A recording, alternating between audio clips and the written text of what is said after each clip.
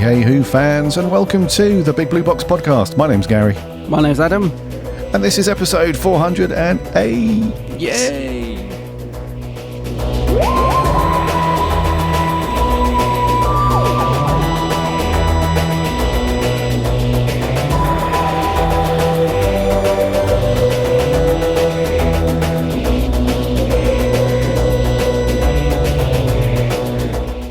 Hey you lot, welcome back to another episode of the Big Blue Box podcast. We hope you are keeping well and safe and that you've all managed to do something Doctor Who related. I even gave you a little pause there. It sounded like we were exactly in time, my end. Well, how far behind was I? Oh, just half a second, mate. Okay.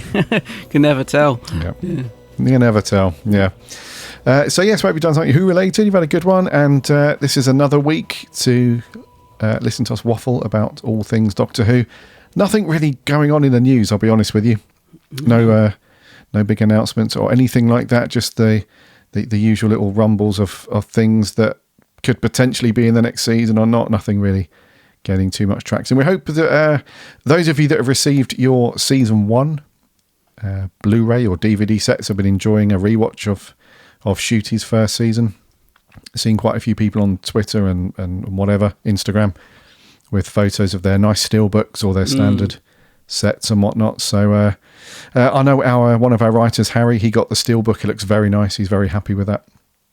And so I hope you've all cracked that open and given it another watch and checked out the special features and all that jazz. Did you pick this set up, dude?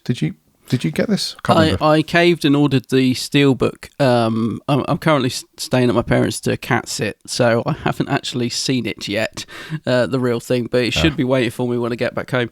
But I've pre-ordered the steelbook. It was very expensive, mate. I tell you, I really ummed and ahed about getting it.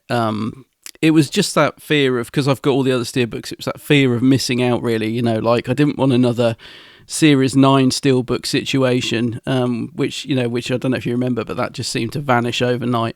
So I caved, and I got HMV did that sort of 20% off friend referral thing, so I got 20% off, which made the price slightly more agreeable, but still ridiculously expensive for what it is. But yeah, I saw our writer Harry's picture, and it looks very, very nice. So I'm looking forward to seeing that when I finally get my hands on it. The sad thing is, mate, I've sort of more bought it for the artwork. I'm not really, if I'm going to rewatch any of the series, which I'm not that bothered about rewatching, to be honest, I'll probably watch it on the iPlayer. I probably won't even put the discs in, because I don't think there's anything exclusive on it, is there? There's no extra features that you can't find online, so I've kind of just bought that for the artwork, really. But it does look nice, yeah. What about you? You didn't pick this series up, did you? I did not, no. What was the last series you bought? Point, yeah. Out of interest, what was the last series you got? Capaldi? Yeah, it must have been. Blimey. Hold on, let me have a think. It probably would have been, I definitely didn't pick up any of Jodie's. I'm just waiting for them to be like super low price, those ones. So yeah, it would have been Capaldi, mate. Yeah. Do you ever get the inkling to go back and watch some Jodie? Because even though we didn't really click with that era, occasionally I sit and think, maybe a little bit time's passed and maybe I'll just put one on. There's sort of like the one or two episodes. The one that I always feel like I will go back to is Kablam, because that was the one that everyone really liked that I didn't like. But there's a couple of eps that I feel like I might just go back and watch a couple, but then I sort of go to reach for it and think, I think I'll put on a Sylvester McCoy or a Tom Baker. It's like my hand goes towards it, but then the tractor beam pulls me back towards like the classic era, so which is kind of my comfort zone, Yeah, gotcha. Do I have an inkling to go back and watch any? Not at the moment. No. I don't think enough time has gone past where I feel like I need to go and re-listen to any stories or re-watch any of the stories or whatnot. So maybe I think I will do at some point for sure. I'll go back and stick one of the stories on, and maybe, you never know, it might, because we do have this quite often, right, on the show, where we'll go back and watch something that we've spoken about. So you and I might have been down the pub like 5-6 years ago, and we've said, oh, that story's bloody rubbish. And then it'll be on the plan 5 years later, we give it a rewatch, and we're like, actually, you know what, it's not that bad. I actually quite enjoyed it. So you never know, we might have that effect with it, but just not right now. Nothing's really, there's no little thing on, there's no Blu-ray on the shelf. Well, not that I've got them in Blu-ray anyway, but when I'm browsing through the iPlayer or whatever, I don't have the little, come and watch me, I'm here, come and give me a watch. I don't have any of that. So didn't you have that very thing with the classic last week that I saw in the Blue Box Discord? Had you watched something that you previously weren't that fond of, and then you were saying it was really good, and someone reminded you on the podcast that you hadn't given it a very favourable review or something? What episode was that? Yeah, well, it wasn't a story that I was watching at the time. We were just talking about. I'm pretty sure it was a McCoy story, and somebody had said. I remember back in the day listening to the podcast, you slated, I think it was Remembrance of the Daleks. Oh, yeah, I was going to say, was it Survival? But yeah, it might have been Remembrance, yeah. Yeah, somebody was talking about Survival, and I commented and said, it's a good story, that one. It's a good... and then I put the quote from the end, come on, Ace, we've got work to do, that sort of sad moment at the end. Yeah. And then somebody said, back in the day when you weren't really into McCoy and stuff like that. So, yeah, it happens, man. It definitely happens. It does. And I the thing is, mate, actually, one of the things that puts me off rewatching the Jodie era is because I didn't really enjoy much of it at the time. What I want to happen is for me to put it on and for me to enjoy it. Like, I desperately want to like it.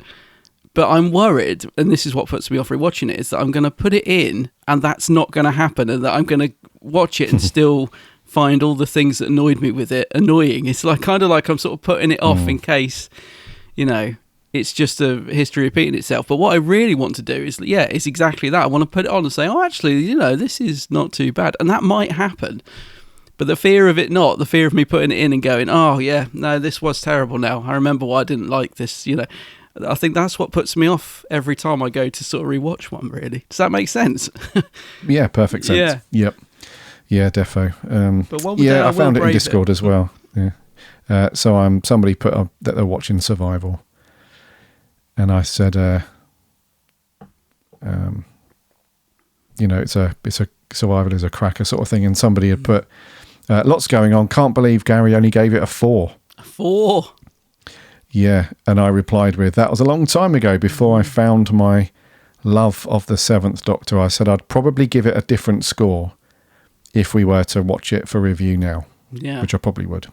Yeah. Oh, you definitely would. A 4, dude. Crikey. I know, that's... Yeah, you definitely would score that higher now. Yeah. Yeah, defo. So you never know. Give it a year or two. We watch a Jodie episode, and what we might have given it a 4 is now an 8, 7 or an 8. You never know. Or a 2. It might go down. We could go the other way. Yeah, we could go the other way and just decrease the scores even more. Who knows? But yeah, sorry, long-winded answer. No, I haven't got an inkling to watch them yet. Fair enough. Fair enough. Yes, I've done nothing Who related other than rewatch some. I watched a few just random episodes this week alongside Shada for our review in a bit. Oh yeah, and I watched. I was in the mood for some Eccleston, so I stuck Rose on, which I do from time to time, which is very cool. And then I was also in the mood for some Davison, so I watched The Visitation, which is a story that's always, we're always fond of that one. So yeah, I've watched a couple of bits. Other than that, nothing really, dude. What's going on in Doctor Who magazine? That came out, didn't it, this week?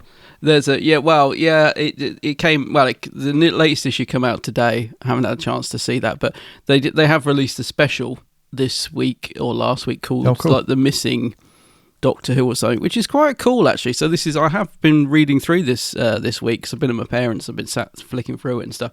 It actually got some good stuff in there because it doesn't just talk about the missing episodes. It does like this Football League thing So it sort of goes through and breaks it down to the most wanted missing episode sort of thing, which is pretty cool. But it also talks about other things that are missing, like locations, and this is what drew me in, like locations that are no longer there, or well, they're there but they've completely changed. It talks about missing merchandise that never sort of went into production that was planned, and all sorts of things like that. So it's actually quite a good little special. So I've been reading through that. But I just wanted to quickly go back, because you were saying that you put on a Davison, and I chuckled because this is random as anything, but last week I felt like a bit of Davison. You'll never guess what story I put on. Like, I don't know why. I just was sat there and I thought, I've watched Peter's Era quite a lot, and I always go for the same old stories, like you said, Visitation, love that one. Black Orchid, love that one. Earthshock, when I want to see poor old Adric. Get it. But no, I thought I'll go for something different. Let's pick one that I don't go for. And I heard this little voice in my head, and it was your voice. And it said, voice? Yes, it was your voice, and it said, "For to Doomsday, Adam. Oh, for to Doomsday, for get to out Doomsday, you know you want to." And I thought, For to Doomsday. Now there's a story I haven't watched, and I remember you kind of like this one, don't you? You remember when we reviewed it? You like this one. It's a nuts story, yeah.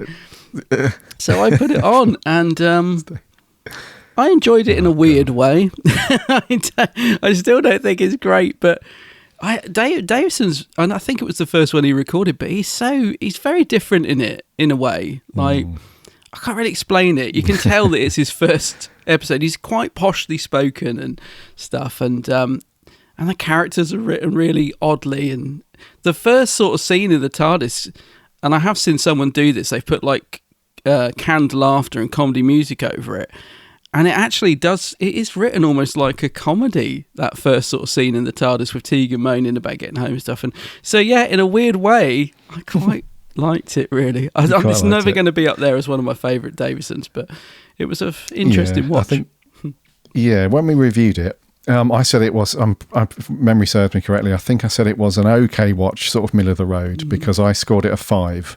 Oh, right. And you scored it a 4. So if we were doing it now, if you watched that recently, because just say for argument's sake, we were doing that as our review episode or story this week, what would you have scored it watching it now this week? Oh, yeah, no. What did I give it, a 4? You gave it a 4 last time. No, this was way back in 2016, though. Yeah. No, that is a bit low. I probably would, it is kind of middle of the road. I'd definitely go up to a 5. I might even go to a 6, because I liked the ambition of it, I think that's the thing that I didn't see when we reviewed it, is, I liked sort of a lot of the stuff that was going on in it. It just didn't quite pull it off, really. But yeah, I'll probably give it a 5.5 or maybe a 6, something like that.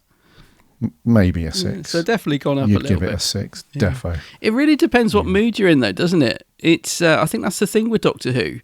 Like, there are certain stories which I would call comfort stories that you always enjoy. You kind of put them on and you're like, oh, yes, and you're waiting for certain moments to come up. And yeah, you really sort of just sink into it. It's like meeting up with an old friend that you've just, so we've got those sort of stories. But then there are other stories that, like For to Doomsday, excuse me, that you sort of have to be in the mood for.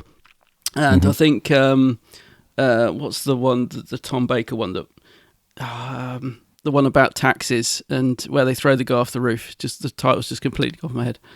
Sunmakers.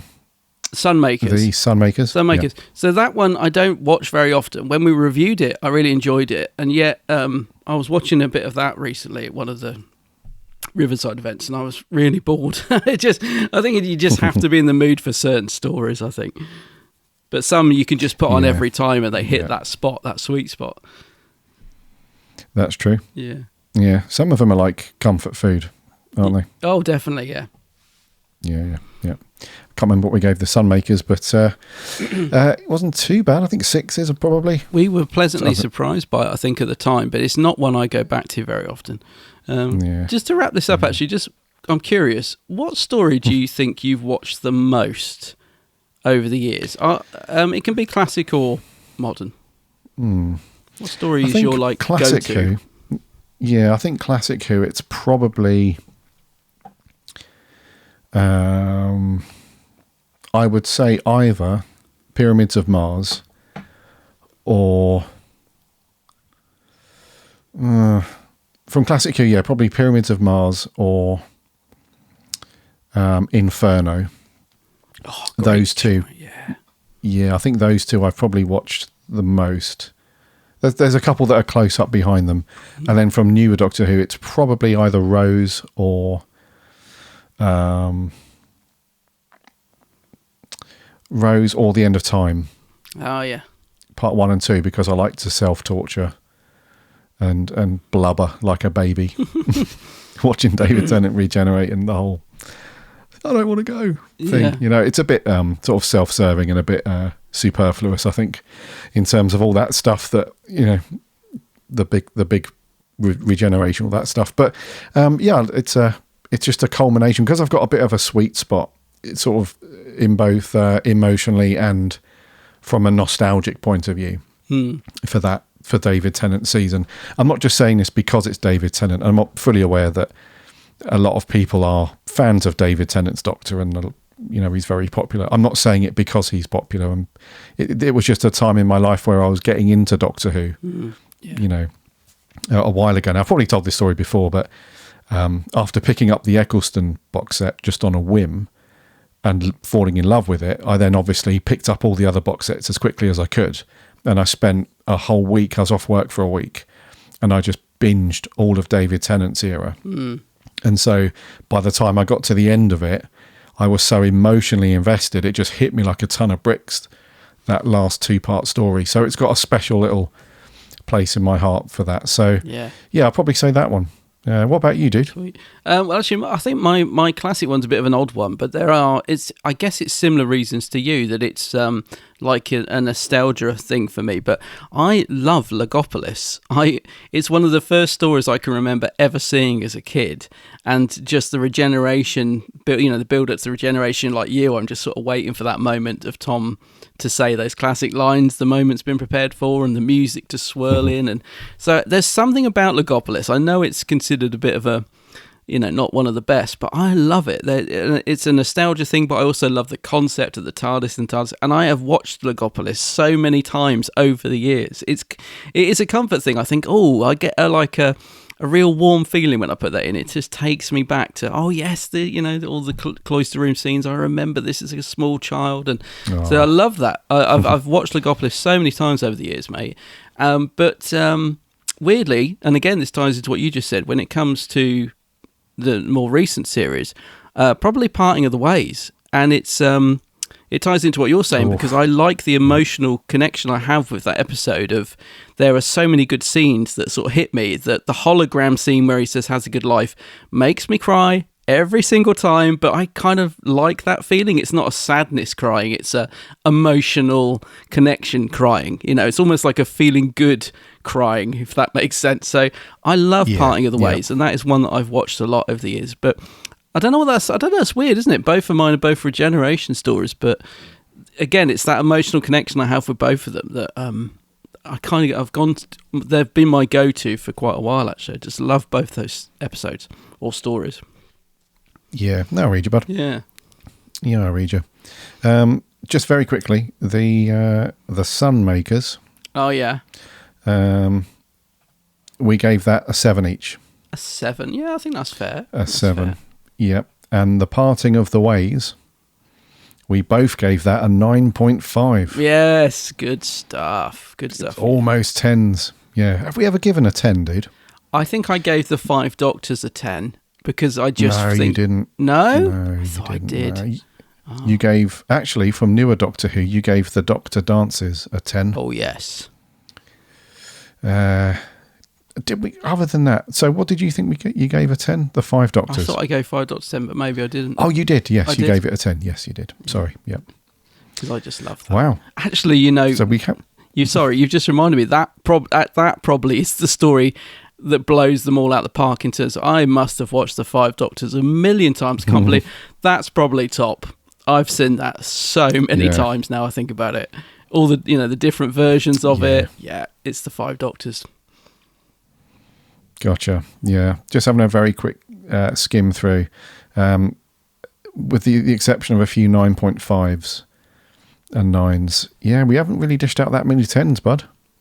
No, We're not very really. stingy on the 10s. Yeah. Wonder what a worse score is. I bet Cool. it's Sleep No More or something like that. Remember you slated that one. Oh, crikey. Yeah. Yeah, that wasn't a fun time. In to the be, Forest of the Nights, probably think in the actually- lower category. Yeah. I gave Survival. Oh, God. Oh, no, I don't want to do this. What? Survival. This was back in episode 34, by the way, in 2015. Survival, I gave a 3. 3! And you gave a 7. Oh, how times have changed. Yeah, that's mad. Time Lash, I gave a 2. You gave a 2.5 for Time Lash. Oh my gosh. Yeah, actually, Sleep No More. I've got it here. I gave it a 1. A 1? You gave it a 4.5. Blimey, those are mad scores. I think that was the lowest score. Yeah, 1. Crikey. That's crazy. Fascinating going through these old review scores. I'm 99% sure that if we were to go back to the drawing board and start reviewing them all again, at least half of those would all change. I think by a fair margin. Like the McCoy stories for me, they would change drastically. Yeah. And then some of them I think would change by a point or 2, for sure. Definitely. Yeah. Wow, fun times, eh? That's interesting. Yeah, so on that bombshell of crazy review scores over the years, we haven't done anything Doctor Who related. There's no Doctor Who news to go through, as I said. No need to land the TARDIS and do that. But before we crack on with our review of Shada, then just want to welcome new time listeners to the Big Blue Box. If this is your first or recent time listening, and it's great to have you here. Also, welcome back the Grizzled Ancients, the old timers. It's good to have you here as well. Regardless of that, just make sure, if you wouldn't mind, to follow and subscribe to the podcast on whatever app you listen to your podcasts on, whatever network, all that stuff. It would be great to have you as a follower there, so that you won't miss an episode that lands every Friday.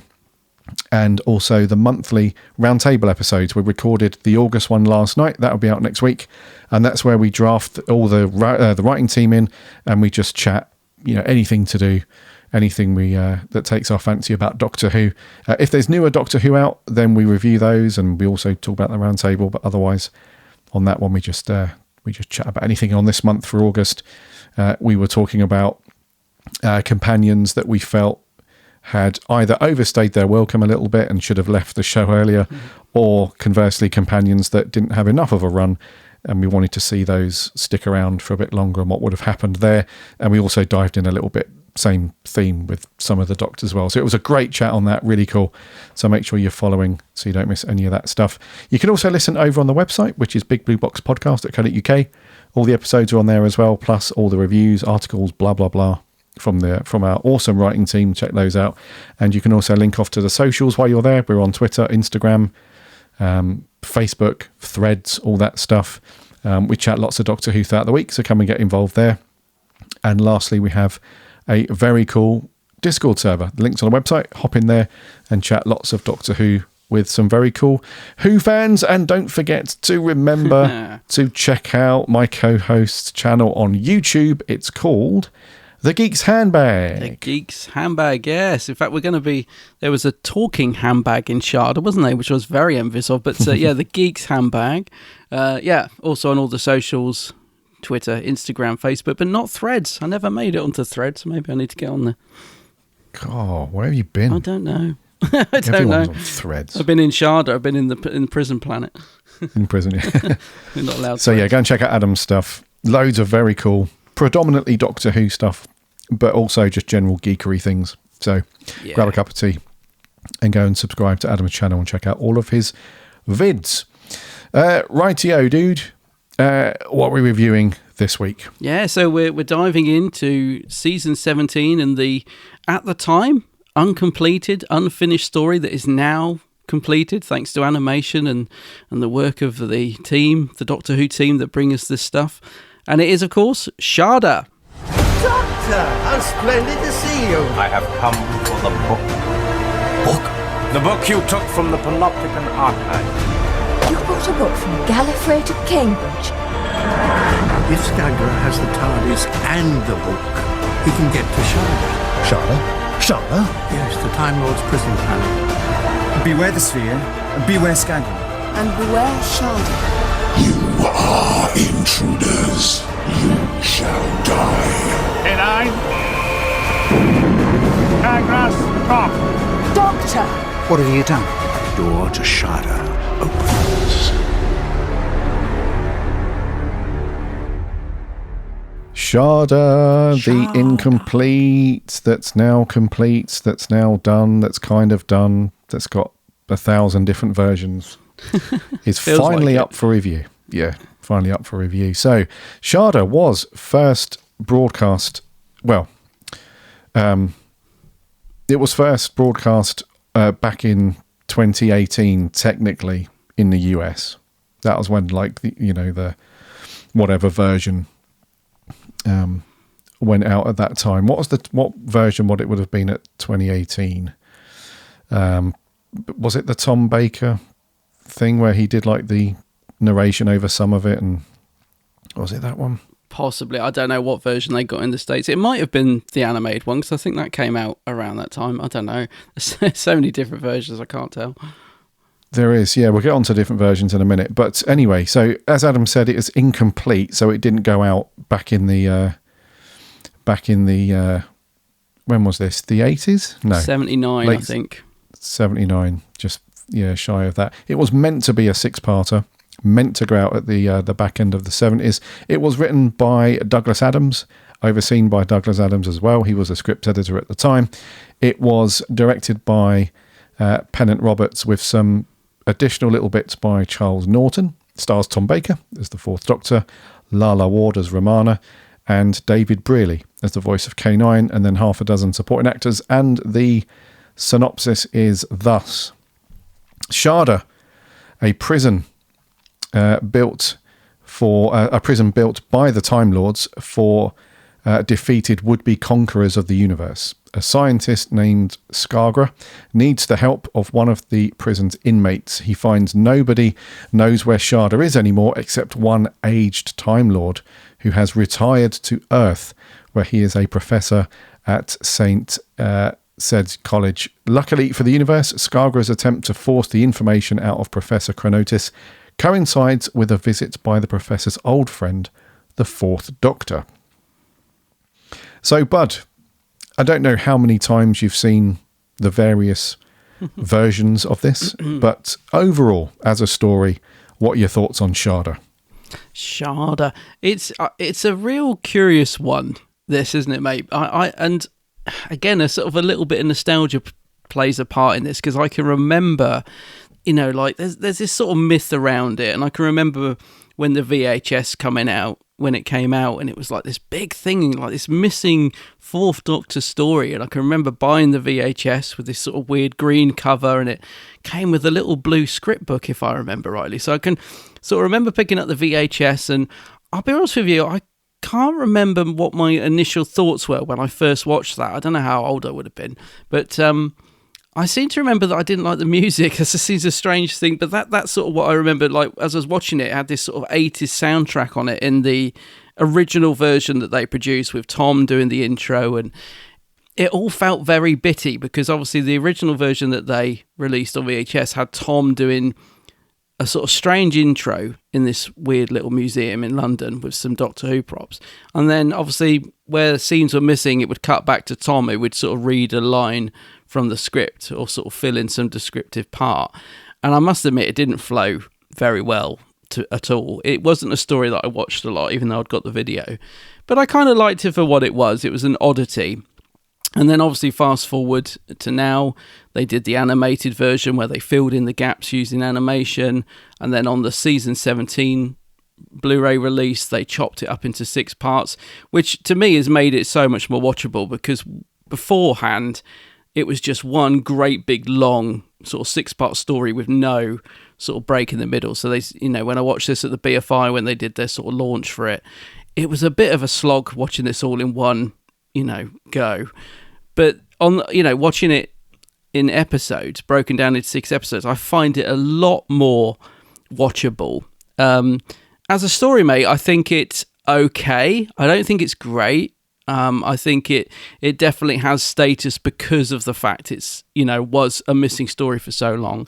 But there are lots of things in it I like. I do find it quite an enjoyable watch. And bizarrely, the animation and live action isn't as jarring as you'd think. As I'm watching it, I kind of, when it slips into animation, it kind of flows quite nicely, I think. I didn't find myself thinking, oh, God, it's really clunky or anything when we switch from live to animation. So it flows quite well. The animation's quite nice. They've updated the music. They've got rid of the 80s sort of sounding soundtrack that was on the VHS release, and I believe Marquez did the sort of re-recorded the soundtrack for Shada. I think it was Marquez, and he's given it a kind of City of Death feel. So it's do instead of It's quite a nice sort of it fits a lot better than the soundtrack it had on when it was a VHS release. So yeah, we'll dive into it. But as a story, I think it's okay. I think it's good. I don't think it's great, but there are lots of little moments that I enjoy in it, and it's enough to make me enjoy it overall. And I think what they've done in terms of completing the story, works surprisingly well, considering it is a real mismatch of elements, of what they've sort of had to work with. So I think it's fairly decent overall, just not great. It's just good. Mm-hmm. Gotcha. So yeah, it's not fantastic. It's not great. It's good. I wouldn't put it up there as I wouldn't put it up there with City of Death, or I wouldn't put it up there as one that stands out as a classic. There are really nice things about it, like the location footage and some lovely dialogue, typical Douglas Adam dialogue. But yeah, I think even if this had been finished back in 1979, even if this had been the last story in season 17, I still don't think it would have been anything outstanding. It wouldn't be like a bit like we were saying earlier, it wouldn't be one of those stories you go back to that often, but it would be one that you could sort of put on and think, yeah, this one's all right, just have it. It's just a bit no, not middle of the road, that's unfair, but you know what I mean. It's not up there with the greats, but it's certainly not down there with the doldrums. Yeah, it's not Sleep No More territory. We're not talking ones or twos here. No. Yeah. It's a good shout, dude. I'm on board with all of that. I think it's an interesting one because it's one of these stories it's either elevated because of its status, or it's sort of the expectation of it based on its status is not as, the actual final viewing of it is like, oh, okay, I thought it was going to be a bit better than that based on all the chatter about it and all that stuff. So yeah, it's one of those interesting ones where it's not like some of the other stories from Classic Who that have been lost and found, or lost and then recreated with animation, and then you just watch it as, as one or the other. It's got this very cool, it was a weird situation, right, back in the day at the BBC, because they recorded a fair whack of it out on location and some set work as well. They did a fair chunk of it, but then because of industrial action and strikes and everything, it just never got done, which is the whole, that's the famous thing about the story itself. Yeah. Not so much the actual production narratively, but production as in getting the thing finished. It's famous for that, right? It's incomplete. Yeah. It's not like it's not a story that was done and broadcast, but then the tapes were lost. That's all there. The stuff that they filmed is all there. It's just they weren't able to finish the story. So over the years, we've had these various different versions and recreations of it. So I think one of the early versions was, I think it was just playing what they had in terms of the finished footage, and then I think Tom Baker sort of narrated some stuff in between, to sort of tell you what was happening in the story. And then they did an animated version. Then they did another version with some of the original actors, and then they did a remaster of the animation. And then, like you said, split it into 6 parts and did all this stuff. So there's various different ways of watching it. You and I watched it on the Blu-ray set, didn't we? The 6 parts. Yeah. And what's cool with this is that, like I said, it intermingles. Like you have a portion of it that's live action, and then it will just seamlessly go into some animated stuff, and then it will go back into live action and stuff. And it does that through every part, all the 6 parts. It does that. So it's amazing in a way, because typically what we have is like episodes 1 or 2 were there, and then episodes 3 to 6 are animated and stuff. This is different. Like there's footage of lots of stuff in every episode, but it's just not all done. So they sort of plug the gaps with animated stuff, which is pretty cool. One version that was very interesting, dude. I don't know if you've heard of this, but what's his face, which I know is not helpful. What's his face? Ian Levine. Oh yes. Did his own unofficial project to complete the story using animation, and managed to rope in most of the actors that were in the story, minus Tom Baker and David Brearley as a voice of K9. So John Leeson stepped in to do the voice of K9 and to replace David Brearley. Yeah. And a guy called Paul Jones came in and did the voice of Tom Baker. But the story was all done. It was a completed animated thing that it was all sort of self-funded, all done unofficially outside of the BBC, finished in 2011. And J.R. Southall, who remember the sci-fi magazine Starburst, is that still going? I can't remember if that's still going or not. It might be, yeah. Yeah, he reviewed it and basically said it was absolutely amazing, gave it 10 out of 10. And that was it. But you can't, because it was unofficial, Ian Levine couldn't sell it. You can't take copyrighted stuff, and then sell it. That's not that's against the law. So, but it did appear. It got out into the internet somehow, and did appear on like download sites and torrent sites and stuff. In 2013, it just popped up. So, listener, if you've managed to see this version, please let us know what your thoughts are on it, because I've heard of it, and when we started watching this for review this week, I dived into a bit of research to see some more details on this. But yeah, so apparently he got all the cast together, dude, minus Tom and David Brearley, and did his own version. So wasn't happy with clearly the BBC's version and all that stuff, but did it all himself. I'm sorry to say I've not seen Ian Levine's version. I'm kind of curious. I have a feeling, and it may not have been Shada, it might have been something else, but I have a feeling that somehow a clip of Ian Levine's version ended up on BBC One News, because I seem to remember him kicking off about it, saying, and it is bizarre, 'cause I remember seeing this sort of weird sort of 10-second clip thinking, what's that? Like, never seen that before. And I have a feeling it might have been Shada, and I can't remember why Doctor Who was on the news or why they would even be showing it. Somebody listening will probably know and remember, but yeah, I seem to remember that. It was a bit of an odd thing to happen, but I've never seen it, so I can't comment. I've also never listened to I know Big Finish did a version of this with Paul McGann, which sounds, I must get that actually. I've never listened to that, but that would be quite good. I can imagine Paul McGann bringing this, being good in this story. Yeah, that is very unique, right? To take a story that has already been, albeit partially done, by a different Doctor, and recreate that and have the same story but played by a completely a different Doctor. Yeah, that's unique and crazy, isn't it? Yeah, that's mad. When they sort their website out, I might download that, because I think it's probably cheap by now, because that was released ages ago. I don't know when, but it was a long time ago. I'm still missing about 200 downloads from Big Finish. I really hope they get their website sorted at the minute. But let's get it sorted soon. But yeah, I might have to dive into that, because I've never listened to it before. So what year did that come out? 2003 that came out. 2000. Okay.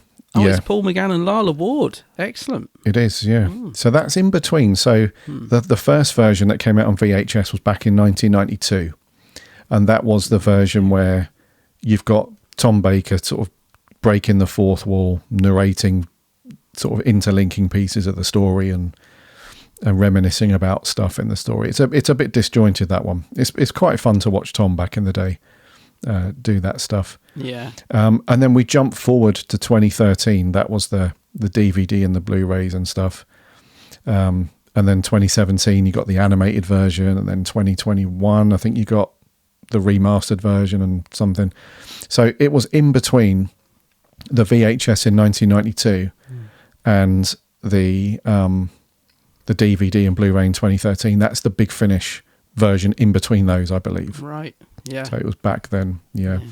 The 6-part episode version, I think, is by far the best. The one that's on the season 17. I believe, and I'm not 100% sure, I believe that's also the version that's on the iPlayer, but I'm not too sure. To be safe, it is it? Yeah, that's cool. Yep. Yeah. Yeah. So that's the one that I watched, same as you, I think, Bud. Yeah, definitely, yeah. But going back to what I was saying about this story being an interesting one, you've got the kind of infamous details around it being an incomplete story and having to plug gaps of animation, all that stuff. But it's also got a bit of weight behind it in terms of it was quite an important story in Tom Baker's run at that point as well. So this should have been the final story in season 17. So that's the season where you had some cracking stories like City of Death and the hilarious Horns of Nymon. Yeah. But this was meant to close out season 17, but it was also meant to close out a ton of stuff on the show. So it was meant to be the last time that you heard the Delia Derbyshire arrangement of the theme. Mm-hmm. It was going to be a brand new one after that. It was meant to be the last opening tunnel sequence by Bernard Lodge and the whole Diamond series logo and all that stuff. It was meant to be the last one. It was meant to be Graham Williams's ending story as producer. It was meant to be Douglas Adams' last story as tenure as script editor. It was meant to be Dudley Simpson's last story as incidental composer. It was meant to be David Brealey's last story as K9. Later appearances of K9, John Leeson came back. It was meant to be the last time that Tom wore the multicoloured scarf and the brown coat, because in the next season 18 he comes back with the burgundy coloured scarf and outfit and everything. Mm-hmm. And it was meant to be the last time that you saw the TARDIS prop in that type of design designed years before that by Barry Newbury. So from this point on, and for the next nearly decade, it was a new fiberglass prop. It wasn't like rickety old wooden warped planks and everything. The roof looks like it's about to collapse on this prop in this story. Yeah. Yeah. And it's also the last story that was going to be a 6-parter. All future serials from season 18 onwards were meant to be no more than 4 parts. So as a production, it was meant to be this really, not like a huge reboot or anything like that, but it was meant to be a big turning point in the show. So when Shada went out, bit of a break at the end of season 17, and then when we come back in August of 1980 for the Leisure Hive, it was meant to have all these different things, a new era for Doctor Who, but still with Tom Baker and everything. I must admit, watching this... Yeah, sorry, mate. So I was just going to say, so it ended up being all of those final things were actually the end of the Horns of Nymon. Yes. In the end. Wow.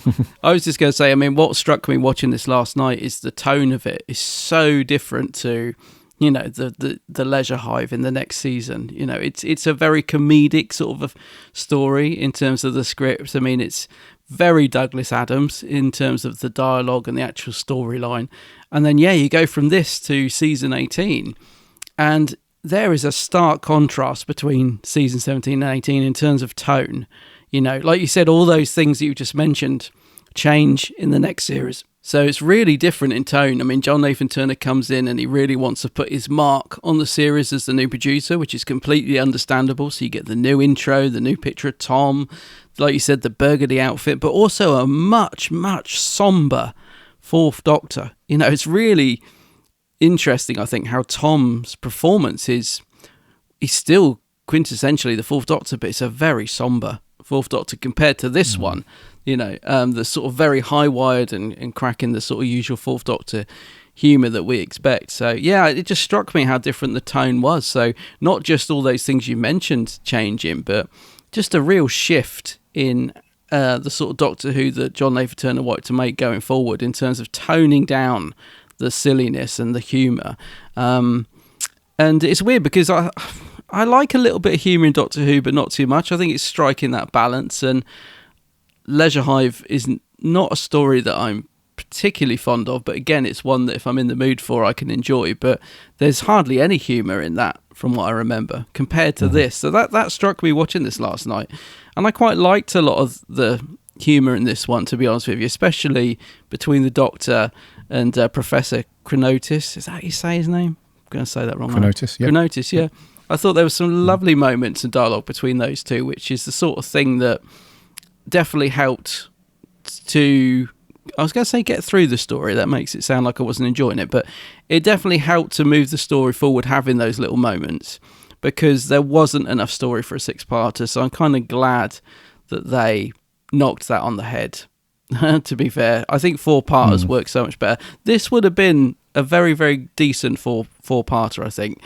Definitely not enough story to drag out over six. I mean, even though they've done their best to complete it, it does start to get a little bit repetitive quite quickly, really. I think even by episode 3 and 4, I was thinking, kind of just going back and forth to, you know. So, yeah, it would have been a much better as a four-parter, which is what they planned to do if J&T had managed to complete it, you know, the following year or whenever. He wanted to complete it. He was going to condense it into 4 parts rather than the 6 that was originally planned. But of course, trying to get all the actors back and you know, at the same time trying to get all the sets redone, it just proved impossible. And you can see why he was like, actually no, we're just gonna have to abandon it, I think. But it would have been a good 4-parter, I think. Yeah, agreed. It would have been a good 4. That's the trouble with 6-parters at the time, back in the, you know, from the 60s, really. Well, the 60s up to this point, I guess. The 6-parters were way more common. Yeah. And I think the motivation for that was, of course, back in the day when you have absolutely no clue that things are going to be going out onto like collected editions back, you know, in the future. You don't sort of account for that. You know, you don't sit there and think, right, we've been commissioned to write 8 stories, for example, in this series of Doctor Who, excuse me, and we know that one day little Timmy is going to unwrap the box set of this for Christmas and sit there and binge it all day with some snacks and stuff. Back then it was like, right, we just need to keep the story rolling for the next 6 weeks. That's right. And so that's how we've planned it out and stuff. So it became that thing where they were writing it for a weekly audience, you know, as we've said many times. And so back then it's like, okay, they were probably aware that some of the episodes were a little bit slower and paddy because of that, but you know, maybe they were hoping that parts 5 and 6, especially the last part, would be the payoff. Yeah. And you'd get like a cool culmination to everything. So yeah, I think back in the day it would have been, and you've got that anticipation as well, right? So back in the day you would have caught Doctor Who, and then you all, you know, you and your friends would have spoken about it and been looking forward to the next part the following week.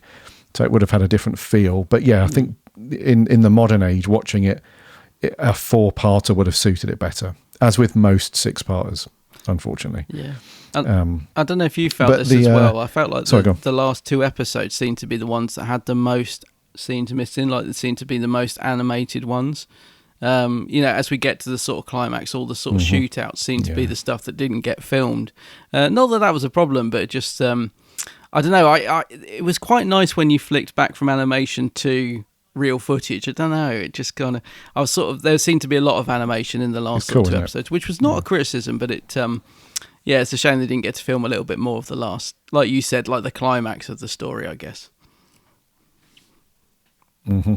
Yeah, but it was cool though, that flitting between live action anime. I actually quite enjoyed it. Yeah, I did. Yeah, I'm glad they did that rather than just discard the live action and keep that as a weird hybrid thing. Because they could have done that. They could have just archived the live action stuff and put it, on the disc for people to reference as, just a nice thing to have, and then completely animated all of it. But I'm glad they didn't. I'm glad they did both, the best of both worlds. It's pretty cool. Yeah, also in terms of production, mate, so as well as the animation, obviously they've got the original actors like Tom and Daniel Hill and people like that to come back and voice the animations. And Tom's voice obviously is aged a little bit. It's still quintessentially Tom Baker, but you can tell he's a little bit older. So when it does switch to the animation, weirdly, it's not the animation that sort of throws me, it's the sort of voices a little bit. But it's great that they managed to get the actors back to do the voices to complete it. I think that's brilliant. But one thing that I'm curious about, and I don't know if you've got any information on this, is the fact that David Brealey is voicing K9, because he passed away long before this was being, reconstructed, I believe. I'm just trying to work out how they got, I've got a feeling he'd recorded his sort of part back in the day and that they had the recordings ready to go to use. That's the only thing I can think of, unless they got him to re-record it in... When did this come out on VHS again? I think it was 1992. 92. What did I say it was earlier? Yeah, I think you did say 92. So I'm just wondering if he recorded it then, or if they... 92, yeah. Yeah. Or whether he recorded it back in 1979 and, ready for them to overdub it on the actual episode, because obviously they couldn't have got him back to do it when they got Tom and Daniel Hill and people like that back. So I feel like they must have had it recorded ready to go, which is pretty cool.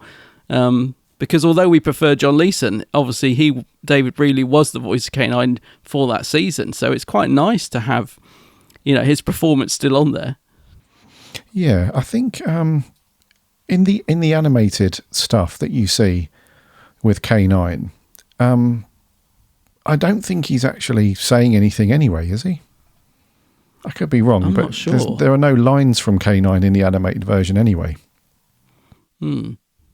Or is there? I don't think there is. So I think there might be. Okay. Let me just have a quick look through. I don't know, man. I think it's because there isn't any mention of John Leeson coming back to record like any additional stuff for the animated thing or anything like that, which is really weird because John Leeson did the voice of K9 for that unofficial version I spoke about from Ian Levine. So he did that. But yeah. Here we go, dude. Here we go. I've got some info for you. You got it? Yeah. So, yes, you're absolutely right. So David Brealey and Dennis Carey, they had passed away in the years since, obviously, the original recording, before they recreated it with animation. So a few changes had to be made regarding the unfilmed scenes featuring those characters in the animation. Specifically, a scene with K9 in the TARDIS was completely cut. So his dialogue in the finished product is minimal and consists entirely of archival audio of Brealey. Oh, is that how they did it? So right. Yeah, they went into the archives and just dug out a line or two that would fit. Yeah. Ah, interesting. Yes. Okay. That explains it then. Yeah. So additionally to that, Professor Chronotis is completely silent in that scene in which he appears on Shada, communicating solely through non-verbal telepathy. He's revealing himself to be... actually, before we mention this character's name, listener, if you've not seen Shada yet, and if you plan to watch it off the back of this review, then there is a bit of a spoiler. There's a bit of a twist with this character. So, fingers in ears if you don't want to hear this, but just keep your fingers in your ears for... Actually, no, because we're going to mention it quite a few times.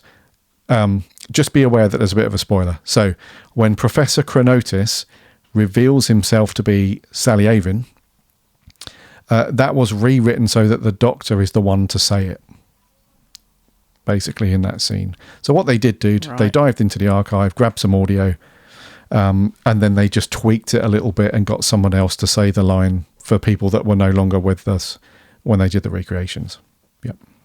That's cool. I mean, you can tell a lot of work's gone into this. And can I just say, I didn't see that twist coming as well. I thought that was quite a cool twist. I also didn't see the twist of Professor Chronotis' room being a TARDIS either. I thought that was great. So, you know, some good little... That's what I mean about good little moments and good things in the script that were enough to make this an enjoyable watch, stuff like that. But I didn't see that twist coming. I don't know about you. Yeah, it's very cool. It's a TARDIS within a TARDIS, isn't it? Because you go into Professor Chronotis' room, and in the corner is a TARDIS, which is meant to be his TARDIS. But it transpires that his whole room is because there's a very cool scene later on, isn't it? I think it's in part 4 or 5, when Claire accidentally starts fiddling with the control system. I think it's part 3 actually, and she starts messing around with the controls that she finds hidden in the wall. And they turn out to be the TARDIS control panel and stuff. So yeah, that was a very cool twist. Yeah, I liked that stuff. Yeah.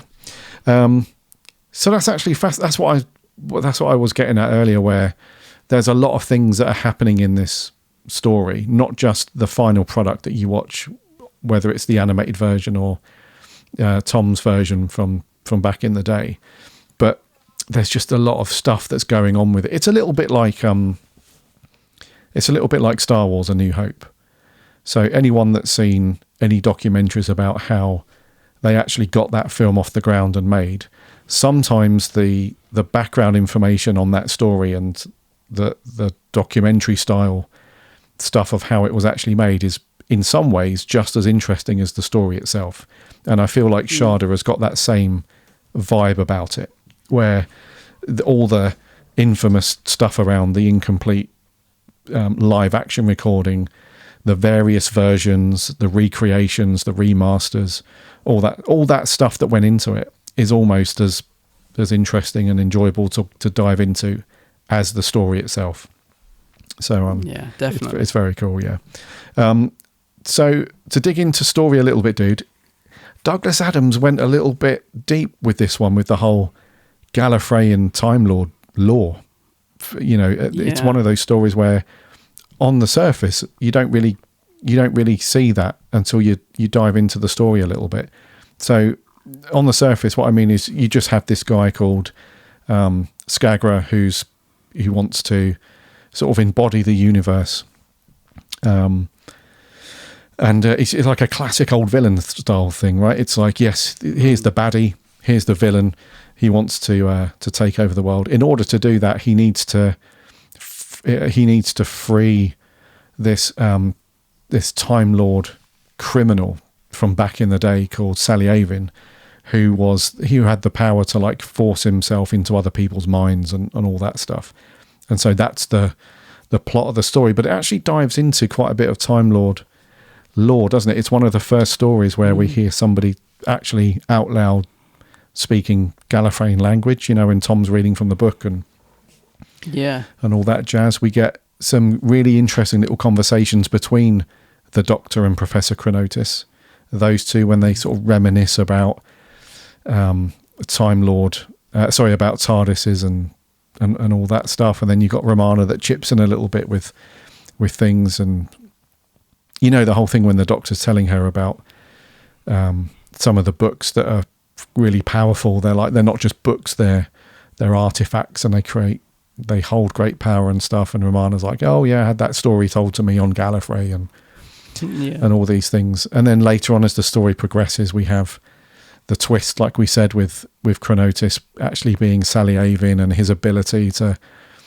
help Claire repair the TARDIS and all that stuff. And what's the other bit that was quite cool? Oh yeah, when Romana gets the the neck collar thing out for Chronotis after he's been attacked. Yeah. And did do the whole twin hearts thing, and then it transpires that he's got some sort of old ancient Gallifreyan Morse code that he's making his hearts beat to. Oh, that's so, right. Yeah, so there's loads of really cool.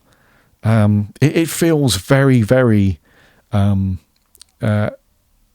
Lordy, if that makes sense, in a story that you wouldn't necessarily think would work out to would be like that. It just feels like it's your everyday, the Doctor and Mana there to stop a baddie. But it turns out there's loads of really cool Gallifreyan stuff. So story-wise, dude, what did you think? What do you think to that?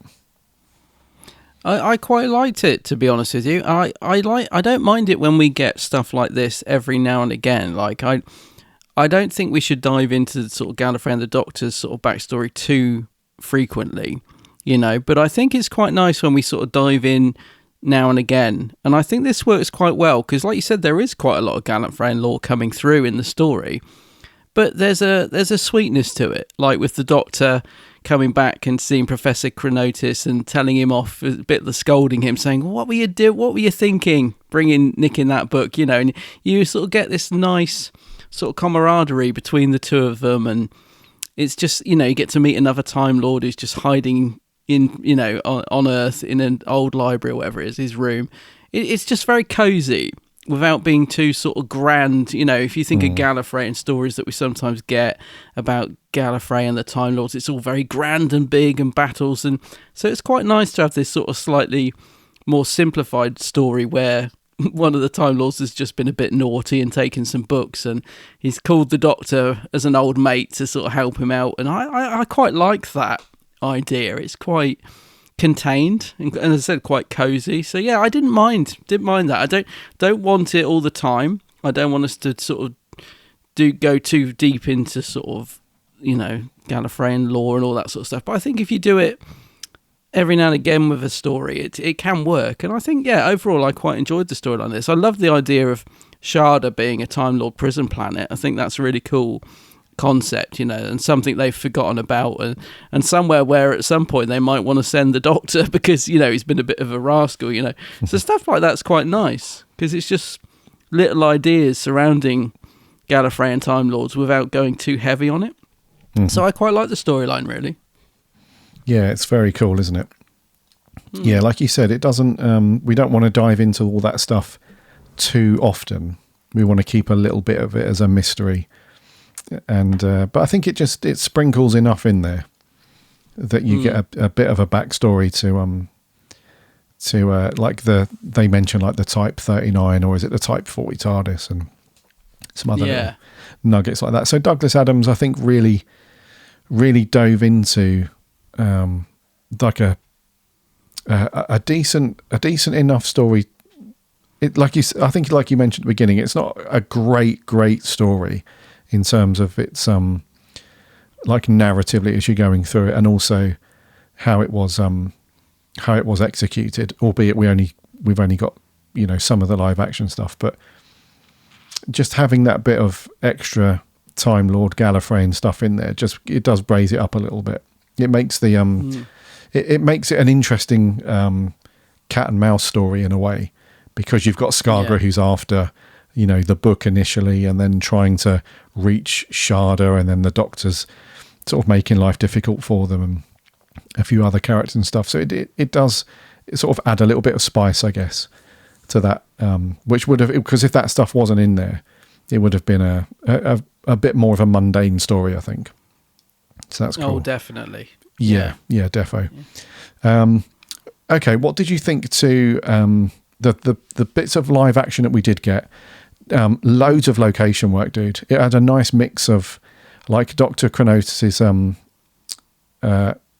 office was a set, obviously, which was done really well. It had that very sort of quintessential old school British university to it. Lots and lots of dusty old books and and all that stuff, but tons of location work, though. Obviously, I think the most famous location stuff that you would have seen from this story, even if you haven't seen the parts themselves, you would have seen Tom and Lalla Ward on the canal in Cambridge punting along, and that's quite a famous scene for Tom Baker, I guess. But then loads of stuff shot around Cambridge. I think it was predominantly set there, and some really cool stuff there.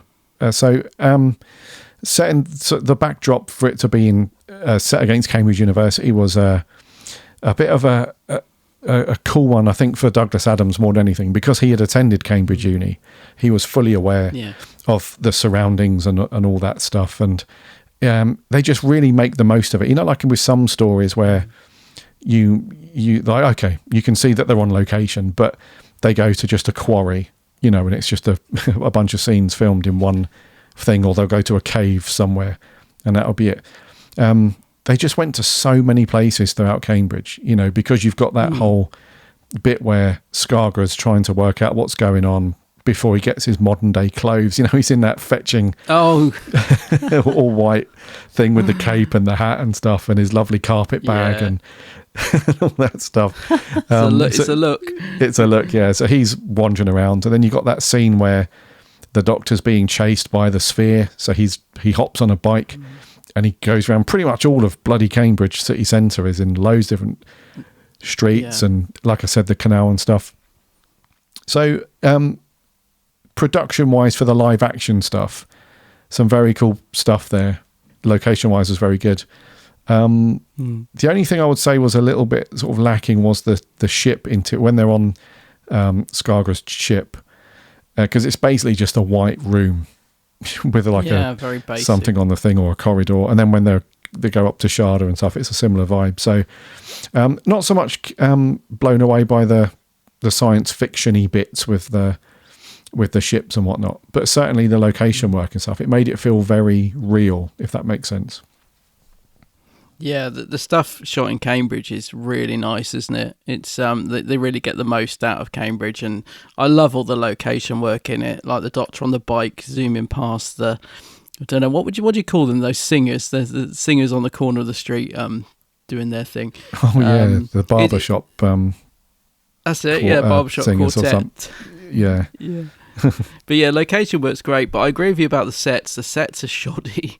I mean, you just about get away with it with Chronotis's, library or whatever, but the spaceship sets and that look really dodgy. If anything, I suppose the animation kind of enhances that, because the animation style is quite nice, and they do some nice work with the spaceship interior that probably would look a lot better than it did if they'd have actually filmed it on a set, because that set that they go in with all the sort of zombies around it, in the end, they are, all the geniuses that have been tapped up to that machine, that set is terrible, isn't it? It looks really it looks like they've cobbled together a few bits from other stories and done the best they can with it. But yeah, the location work, mate, absolutely love it. I think all the stuff on the canal and, like you said, around the universities looks great.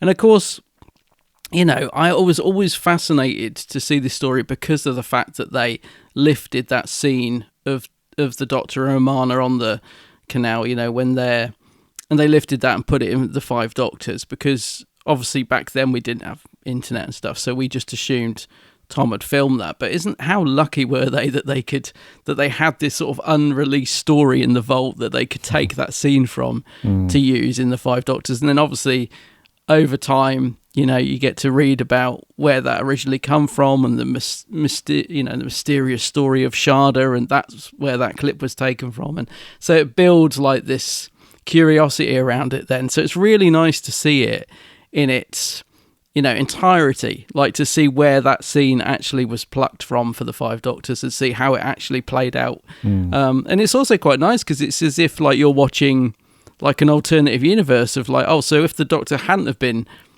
plucked out of time, then that's, he would have just carried on and met Skagara and stuff. So I love all that side of it, seeing all the location work in this. I did go to, the bit where the Doctor's, when he's running around Cambridge and he goes down that sort of horrible back alley down the side of a pub and he's trying to climb up to get away from the spear. The bit I mean? Mm-hmm. And then Romana appears in the TARDIS, which is also a bit that's in the Five Doctors. I did go to that location many, many years ago, and there was like about 6 people sat exactly where I wanted to take the picture, exactly where the TARDIS lands. I wanted to take a picture of that. There was 6 people sat out at a table playing cards, and it was a bit awkward because I was like trying to take a picture, and I was like, "Oh, it's a Doctor Who location, don't mind me." I think, but it looked like I was taking a picture of them because they were sat right where I needed to take the picture. If you see what I mean? Yeah. They gave me a bit of a funny look, but obviously not Doctor Who fans. Yeah, not for so funny. What's he taking a picture of? Well, I was like, "What? It's just a car park. What's he doing? Yeah. What's he taking a picture of a car park for?" Who like, fans, eh? Yeah. Oh, Who fans are? Yeah. Oh, that's cool, dude. But yeah, I completely agree. The stuff around Cambridge was very cool, and it provided some iconic little moments visually for Tom Baker's Doctor, as you said. So yeah, and then just to wrap up story quickly, it had some cool, not just Doctor Who, but some general science fiction bits in there that were quite cool. The sphere that Skagra uses to wipe people's minds or chase after people. That felt very of its time in terms of science fiction. That was a very cool device, so to speak, to use in there because with the prisoner. Yes. Is it that with what's his face? Rover. Yeah. Patrick McGowan. That's it. Yeah. So that's that was like an iconic bit of sci-fi from the 70s, right? So it doesn't copy it exactly, but it's got that same thing where this thing is just a sphere. It's not meant to be threatening in any way, but they make it threatening by its just constant chasing and sort of looming after you sort of thing. So that was very cool. And then the other thing was just there was one effect that was absolutely shocking, but it was definitely of its time. It's where Wilkin, the sort of college campus, he looked like an old British butler, I suppose. Oh, him. Wilkin. He hears this commotion and he goes up to Dr. Chronotis' room and when he opens the door because Claire had done something and then that TARDIS was on its way to Shada, I believe, later on in the story. Was that the deal with that? Or they'd gone into some sort of, sort of other place that wasn't in the college anymore. He opens the door and I think what they were trying to get across was, that his room was not there anymore, basically. It was, in another point in space and time. And so it was meant to be this sort of effect that was otherworldly and ethereal. But what they had done is, back in the day at birthday parties or whatever, they used to have these sort of chrome metallic looking pieces of plastic, I guess, or paper that had been coated in it. And you'd hang them on the door, and there was like 100 of them, and they were very thin. So when you walk through them, they were like, you know what I'm trying to say? That I do. Whatever they were. Yeah, I remember. Yeah. So they had just basically hung one of those up, thrown some hot lights on it, blurred the focus a little bit so it looked sparkly, but you could tell a mile off that that's what it was. Yeah, and it looked shabby. It was terrible. So they throw Wilkin in front of a blue screen and did some CSO and stuff. But that felt very much of its time.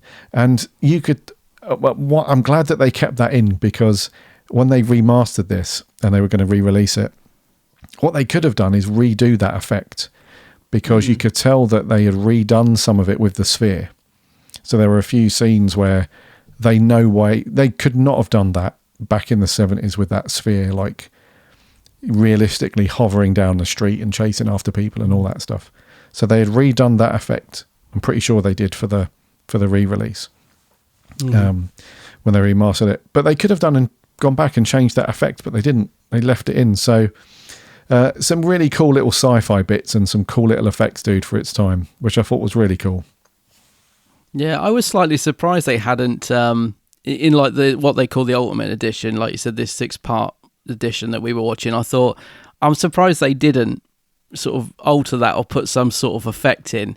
I'm pretty sure they would now, because I think they go a little bit over the top sometimes. I'm thinking, I bet they would have done that now.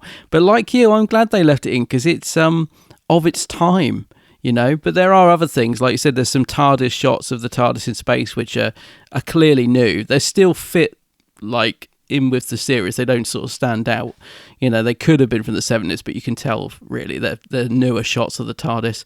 I think the model shot at the start is different from memory. I think that's a new model shot, but again, it looks quite ropey on purpose, so it fits in with the style of what would have been made back in, you know, 1979. So yeah, I like you, mate. I'm glad they didn't go too mad with updating the effects in this. I think they got it. They've left a lot of the original ones in. They've added in some new ones, but I think they've got it just right, actually. And, you know, you were comparing it to The Prisoner. I was up until 2 a.m. last night watching the studio footage. I was just fascinated to see the behind the scenes of them recording this. And that there was a physical prop for some of that. So there's a bit where... what's he called? Skagra, you know, where it basically the spear just goes from the air into his hand, and he's got it on like a wire up his sleeve. So, and someone's obviously put in the wire so that the spear comes towards his hand. It's just so funny. But they actually call it Rover. I can hear the people on set when they're trying to. There's a bit when it comes out of his bag, and they're obviously pushing it up through the floor. And they're going, "Oh, Rover's come up too high now. We can see the lever underneath it," and they're like pushing it back down into the handbag and stuff. So even they called it Rover. Oh wow! Behind the scenes, it's sound. Yeah, that's cool, isn't it? Yeah, because what else do you? Yeah, I guess you just reference behind the scenes. They probably all thought, every one of them, the cast and crew, they probably just likened it to Rover.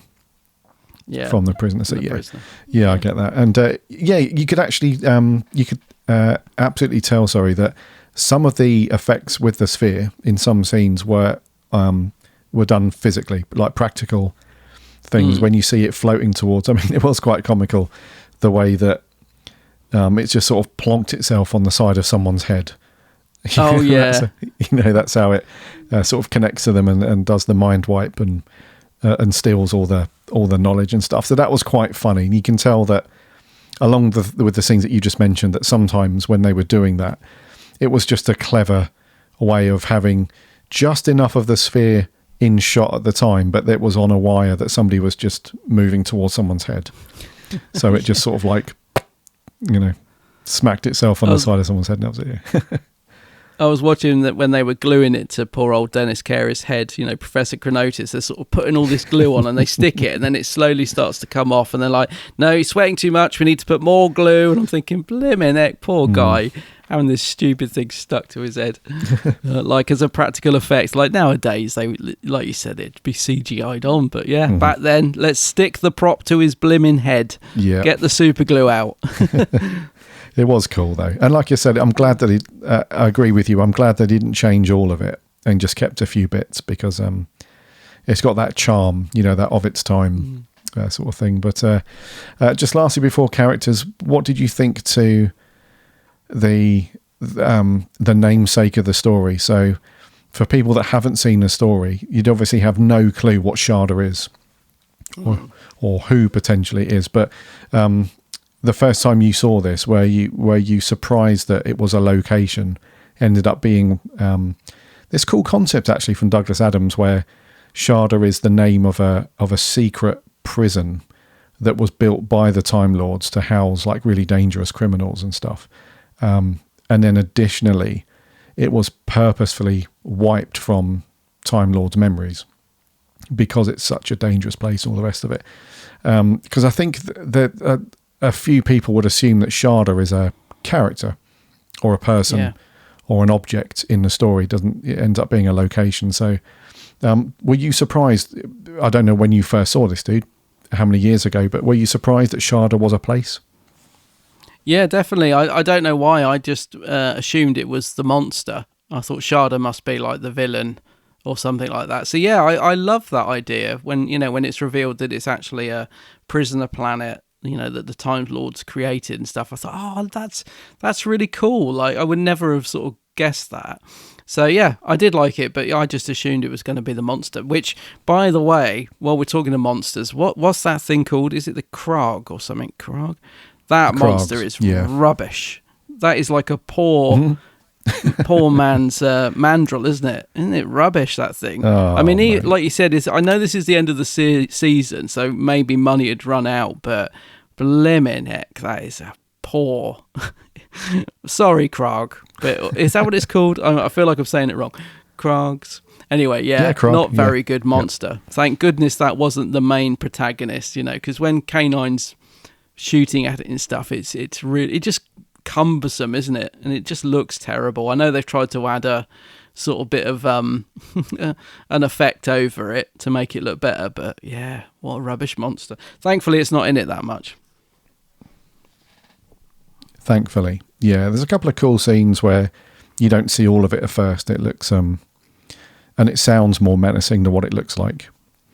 So there's a couple of good scenes where it builds up a little bit. You just see its foot in the doorway, and it's got these cool kind of sort of little, I think they're like hexagonal or octagonal panels that make up the surface of the Krog or whatever. It looks all right in some scenes and stuff. And there was a bit where you saw it, like the full version of it, and its whole sort of torso was lit up and glowing and stuff. It was okay, but they're just a bit like a lot of classic monsters. They can be a bit cumbersome.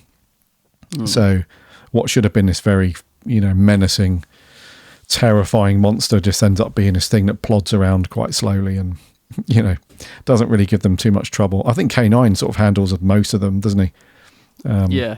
In the latter parts, he just blasts them with his laser and holds them there, and that's it. But they weren't amazing monsters, let's be honest. No, quite forgettable. Yeah. Okay, dude. Let's talk about some characters. Mm-hmm. So we spoke about the Krogs, obviously. What did you think to? Because there's only a few people in it. Surprisingly, it looks like, because there's a lot of location work and they go to various places and stuff. Other than the Doctor and Romana and K9, there's really only four main characters in it. With some classic Who stories, you get like sometimes 12, 13 characters. So we've got Skagra, who is the main baddie, the villain. We've got Professor Chronotis, and then we've got two professors, if you like, from the university. We've got Chris Parsons. He's the guy who takes the book at the beginning, and then you got his friend Claire Keatley. So they're the only other sort of main players really in the story. There's a couple of people that pop up. You've got Wilkin, who we mentioned. He's like the campus manager, or whatever you want to call him.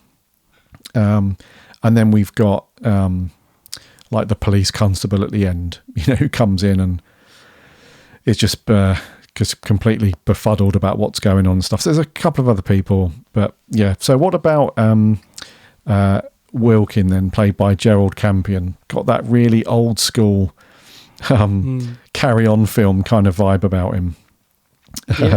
What do you think to him? Because he's got that classic British butler look, right? So I think they were trying to get across that you are very much in Great Britain at this point, at a very posh university. This is how we do things, and this is how the staff look, sort of thing. But he was quite a funny little character. I really liked him, dude. He was cool. Yeah, I did too. He reminded me of Ronnie Corbett for some reason, but perfect casting. I see that. Yeah, just totally suits that, like you said, that role with his little bowler hat and stuff and the big glasses. I do love the scene when he opens the door, because he's sort of playing it for laughs, but managing to get the line just right between going a little bit too over the top, isn't he? But, the big gasp that he does when he opens the door to the tinsel. But yeah, I liked him as well. A fun little character. I like the fact he sort of rolls his eyes at, the baddie when Skagra turns up and demands to see Professor Chronotis. He's like, he's not in, he was good. I like him. Yeah, he was quite cool, because he's got that, he had this look on his face a lot of the time that was quite approachable and amenable, but at the same time he didn't have any time for all the silliness that was going on. Spot on. Yeah, he was quite cool, actually. I liked him. Yeah. What did you think too, Claire Keatley then? So she was played by Victoria Burgoyne, and she was one of the other professors at Cambridge, where Chris Parsons, who's the guy that... So the first part of the story, the first half of the story, should I say, is kind of centred around Saga being after this book that Chris Parsons takes from Professor Chronotis' study, his office, because he just sees it as an interesting book. When he examines it, he finds that it's not of sort of earthly material, and it's it's crazy in that respect. But what he doesn't know is that the book is it a Gallifreyan sort of artifact? I think the Doctor calls it. And so he doesn't realise what he's got in his hands, and that's what Skargra's after, because Skargra knows that when he gets the book and he deciphers it, he'll be able to work out the location of Shada and go and find Sally Avon. So Claire, she's the one that examines the book further. She discovers that it's not quite of Earth's origin and all that stuff. And then you don't really see her too much, do you? But then she pops up and she's in quite a big chunk of part 5, where she's in Professor Chronotis' office. That's when you discover that it's a whole TARDIS, don't you? That's the whole thing. And then she has to help him. And so he does this thing where it's a great scene between the two of them, where she's trying to figure out what's going on. He's being his usual sort of crazy self, because he's a bit of an eccentric, sort of crazy old professor character, isn't he? But he's slightly different. So we'll get onto him in a second. But this scene with Claire, he's basically helping her. He's like, does this thing where he's like, pay no attention. I'm an anomaly and a paradox. Just carry on as you were. Enjoy your tea, sort of thing. He's a bit crazy, but she ends up helping him, and that's all cool. So she was an okay character, dude. She was I think she was there to provide a little bit of sanity to what was going on, because there's quite a bit of craziness that develops as the story goes on. And even Parsons, he gets sort of swept up in it, doesn't he? And goes along with it all. So she's there, I think, to provide a bit of groundedness to what's going on and sanity. But she was quite a cool character, dude. Yeah, I do like her. She's a sweet character. I wish she'd got a little bit more to do. I mean, there is a nice scene where, the professor sort of puts something into her mind, all this knowledge, and that's quite a nice scene. But I also just remember how lovely she was, because she was at the Shada screening at the BFI, and came out and sort of met people afterwards, and she was very, very nice, Victoria Burgoyne, I think that's how you say her name. I feel very sorry for her, though, watching the studio footage, the raw studio footage that's on the extras, because I think the atmosphere was a bit tense. It was one of those Tom ones where he was getting a bit narky, and there's a scene where she's trying to pour the tea and hand it to him, and he has to say a line, and I think the director just says something like, could you pour the tea a bit longer before you pass it to Tom, so you're not sort of cutting over his line?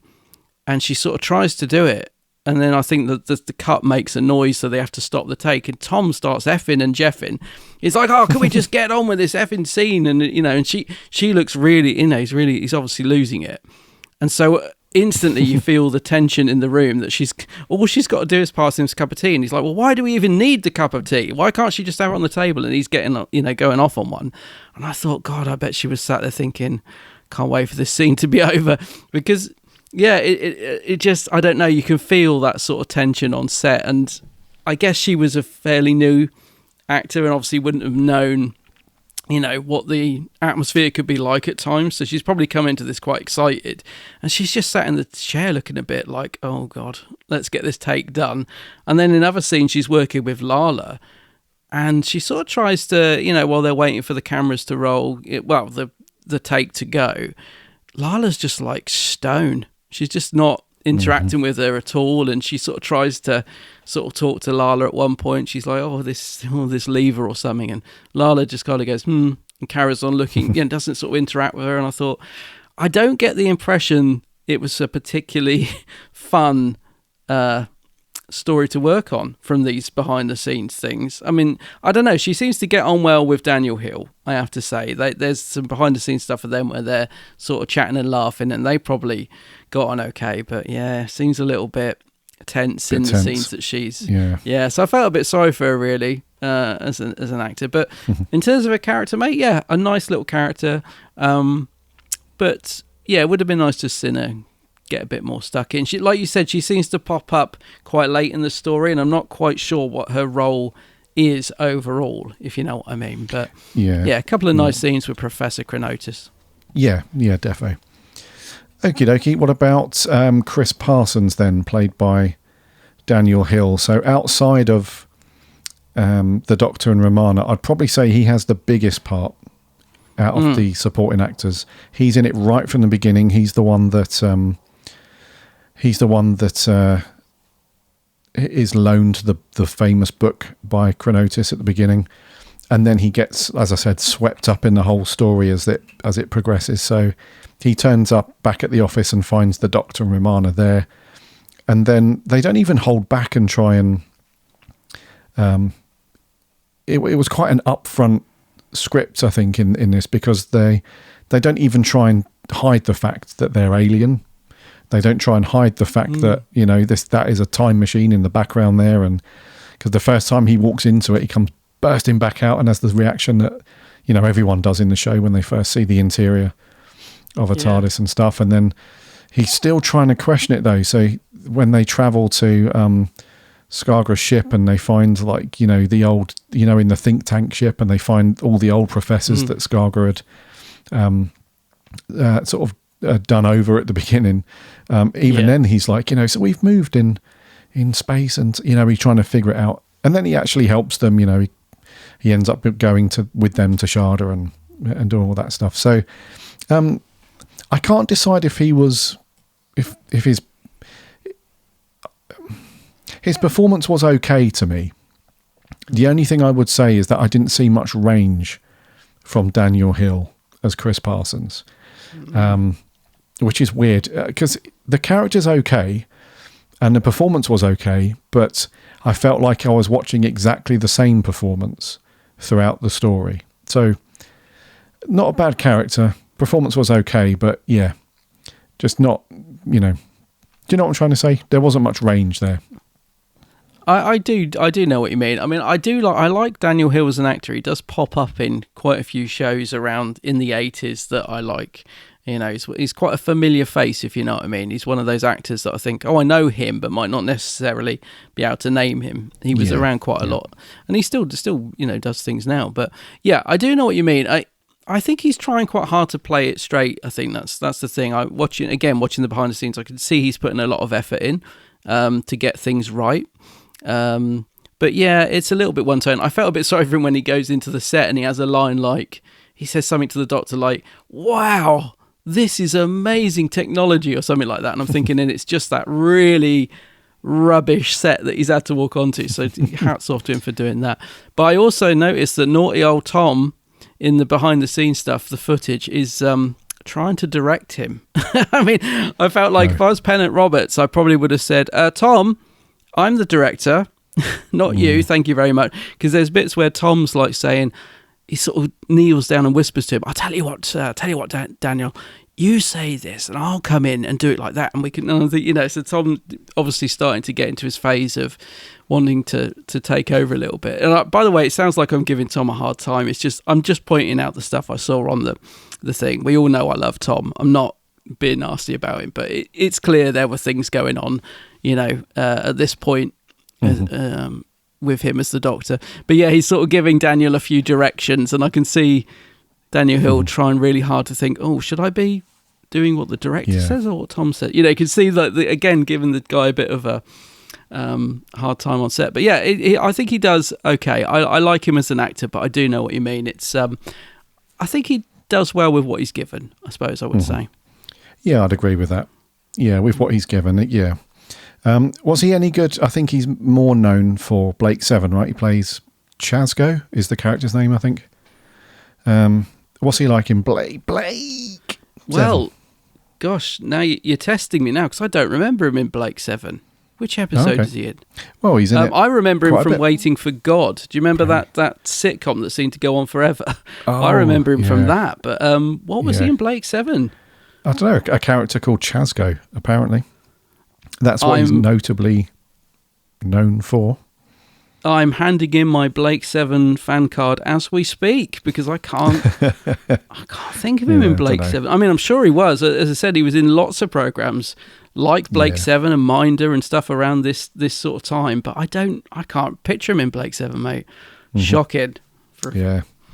Not good. But he's been in loads of things. Watch him all from the start. Yeah, he's still in things now. I think there's a soap opera that's been running in the UK for many years. It's just called Doctors, and he was in that. Oh yeah. And he returned to that in 2021. He's 68 now, and he's still rocking and rolling. So yeah. But anyway, as Chris Parsons, not too bad, but just a little bit. Yeah. Right, Professor Chronotis then. Dennis Carey.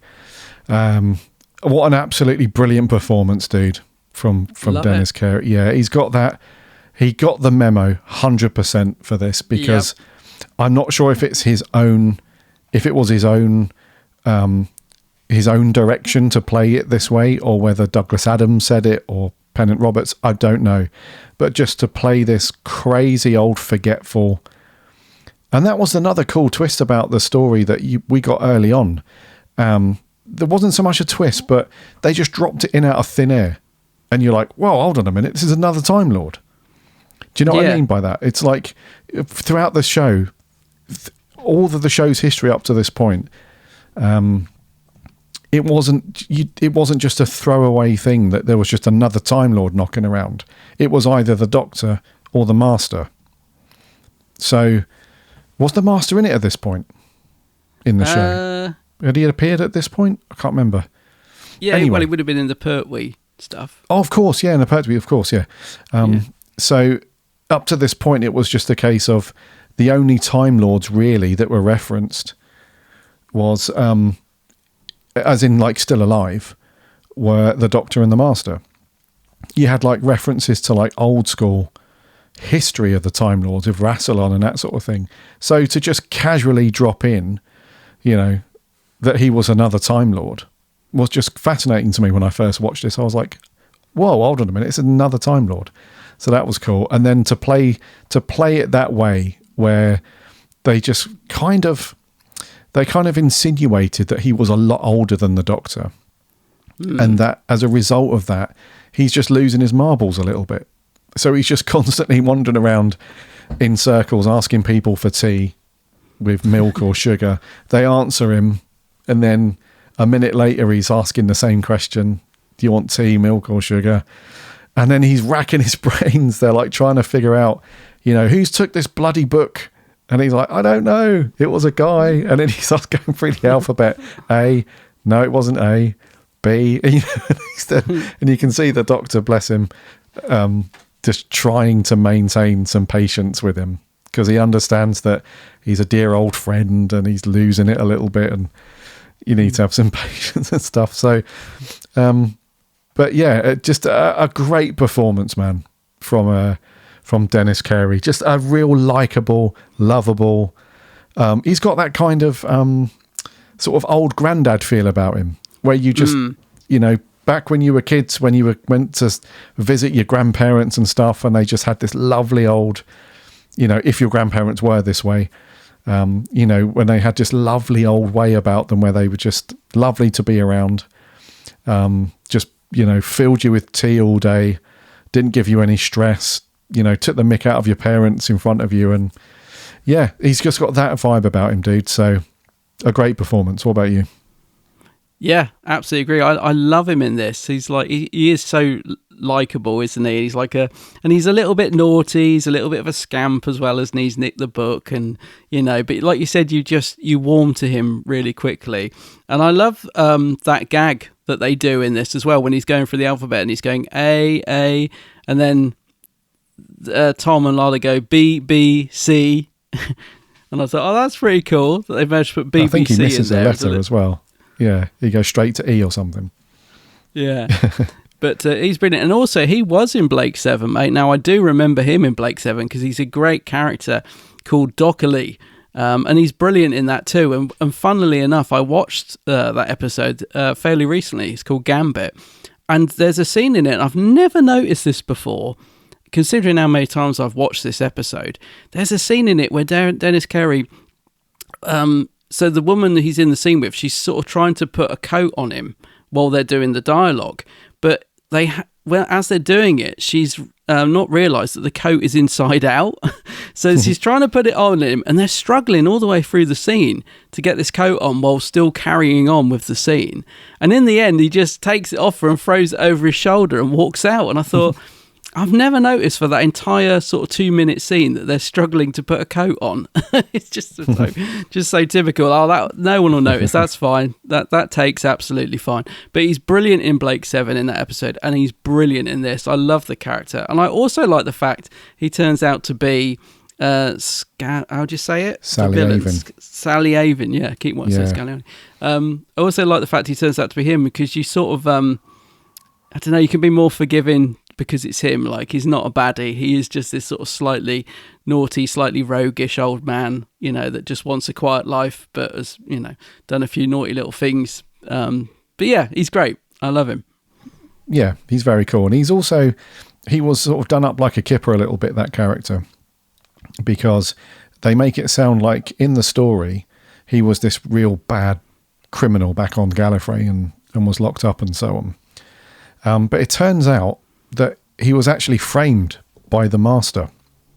So right. There's a bit of foreshadowing. So the Doctor's a real big fan, isn't he? Like whenever they mention Sally Avon, it's like the Doctor's like, yeah, he was a childhood hero of mine sort of thing. And Romana reminds him that, he was a criminal, right? He's like, yes, but, he tried to sort of brush it off.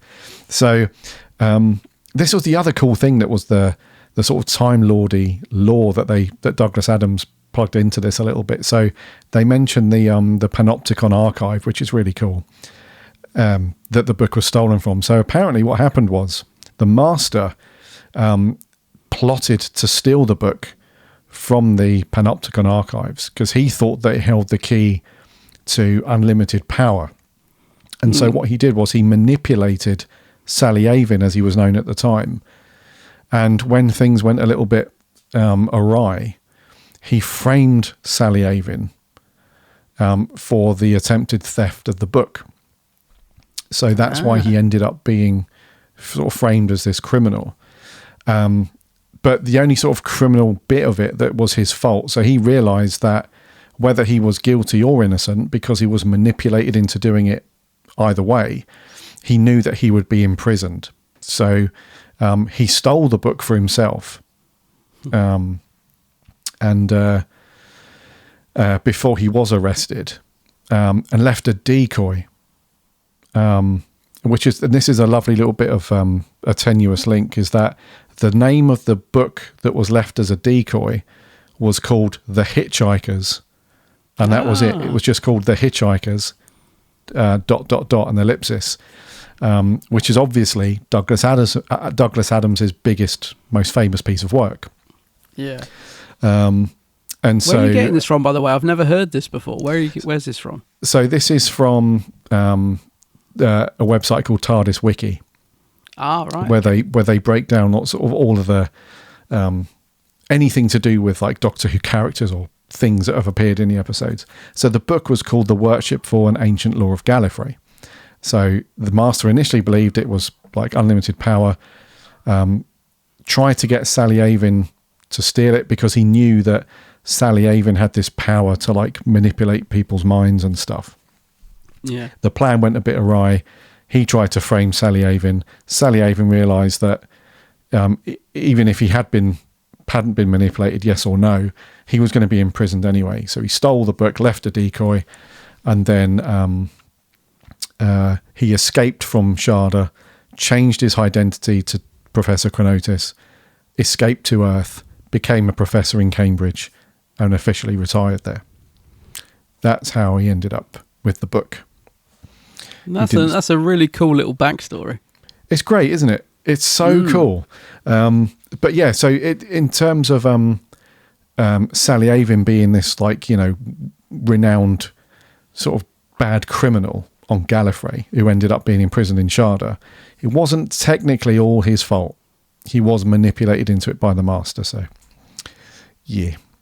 That's cool. I like that. And that's the thing, you see. I like the line at the end where the Doctor says one day that could be him. And because you when you find out that Professor Chronotis is Salviani, I can't say it. Sally Avon. Sally Avon, yeah. You sort of think, oh, is he bad? Is he a baddie then? Am I supposed not to like him because he's been put in prison? But when the Doctor explains one day that could be him, it's basically showing that, you know, the Doctor's technically considered a baddie, a rogue, because he ran off and he's interfered with things, and it's just sort of puts it into context of like, well, no, he's just a bit of a scamp. He hasn't really done anything that bad, you know. So I quite like that. Yeah, same. It's very cool. Yeah. But that was the genius of Douglas Adams, right? Like when he was, when he gets into the nuts and bolts of a story and the script, he can do some really, really cool stuff. Definitely. Okay, and then the last of the guest / supporting actors would be Christopher Neame playing the bad guy Skagra. So this was a kind of an expected role and a performance from Christopher Neame. I think he had a little bit like Chris Parsons' character played by Daniel Hill. I felt like it was just a little bit one trick pony-ish for me.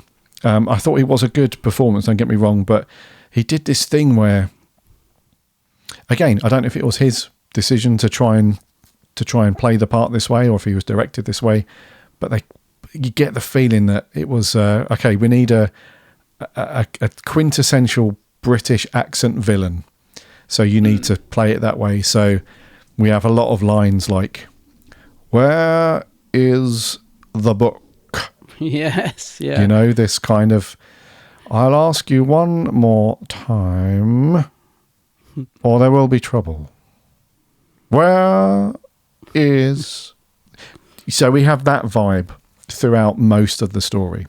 So because of that, I felt like it was a little bit, just a tiny bit one-sided. But still a very cool character nonetheless. Yeah, he's a little bit pantomime for me, I've got to be honest. I mean, he isn't helped by that costume that he has to wear for the first part of the story. It's absolutely ridiculous. It's bad enough until you get to the hat. I mean, if you took the hat off, it's still pretty bad, but the hat with the little sequins on is just one step too far. And then the bag. I mean, it's just... I don't know what was going on in the costume department. Please tell me that wasn't... I've forgotten her name, who does all the costumes. Anyway, yeah, its performance is okay. It's a little bit Count by Numbers villain. He reminds me a little bit of Count Scarliani from City of Death for some reason, like Julian Glover. I don't know what it is, but they've put like I'm assuming they've put the scar on. It's not a real scar, is it, on his face? I'm assuming they put the scar on to make him look more villainous. I don't know.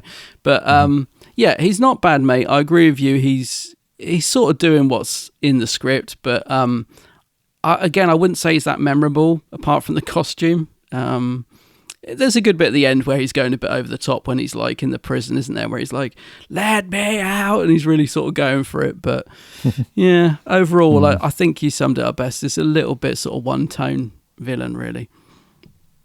Yeah, he is a little bit. But an interesting character, though. Actor Christopher Neame. So he had a decent run of stuff in the UK from the early 70s. Went through and did all the usual stuff. So a bunch of like small appearances in TV sitcoms and shows and whatnot. And then in the late 80s, I think sort of around 85, 1986, something like that, he buggered off to America because he just wanted to do sort of US stuff. And then when he went over to America, ended up doing things like he was in Ghostbusters 2 had a small part. He was in License to Kill, ended up being in the Flash TV series. He was in a couple of video game Star Wars bits and pieces, and was working right up until 2019. He's 76 now. He's getting on a bit, but just interesting that he gave the UK thing a bit of a stab for a decade, and then thought, sod it, I'm off. And he's done a few things. Yeah, he's done a few things, but we've seen worse. We've seen, people chewing the scenery a little bit more than this, but still a wee bit pantomime-y, I guess. A little bit, yeah. Yeah. Just quickly, David Brearley as a voice of K9. Just not his best performance, really. I think because we're biased, because we're such fans of John Leeson doing the voice of K9, whenever David Brearley does it, it kind of feels like... It always feels to me like he's doing an impression of John Leeson doing K9 to me. Yeah. So he has a few lines, a few bits here and there, a couple of nice interactions with the Doctor, which is pretty cool. And he does save the day as usual a couple of times, which the Doctor never gives him credit for. So not a terrible story for K9, but yeah, just the voice lines were not his best, I would say. Yeah, I mean, he's growing on me a little bit, David Brearley as K9. It doesn't jar on me as much as it used to. But like you said, we're so used to John Leeson that it instantly sticks out that the voice is different, and it's more twee, isn't it, in his delivery? So yeah, it's okay. It works perfectly well in the story, but yeah, it's quite nice that we get John Leeson back for the next following season. Yeah, for sure. What did you think then to Lala Ward as Romana? So you mentioned there wasn't the best atmosphere on set. No. And whatnot, but I really like Lala Ward, as Romana. The more I rewatch the stories that she's in, she's got a lovely confidence about her, and she stands up to Tom as the Doctor a little bit, even though he can be quite bullish. When the camera's not rolling. I think when they're actually doing their thing, she does stand up to him a bit, and yeah. So, but in this one, she has a fairly. I wouldn't say she has loads to do, but she is in it quite a lot, and the time that she is in it, I quite liked her. But I just really like Lala Ward as Romana. The more that I rewatch stuff. Yeah, what about you?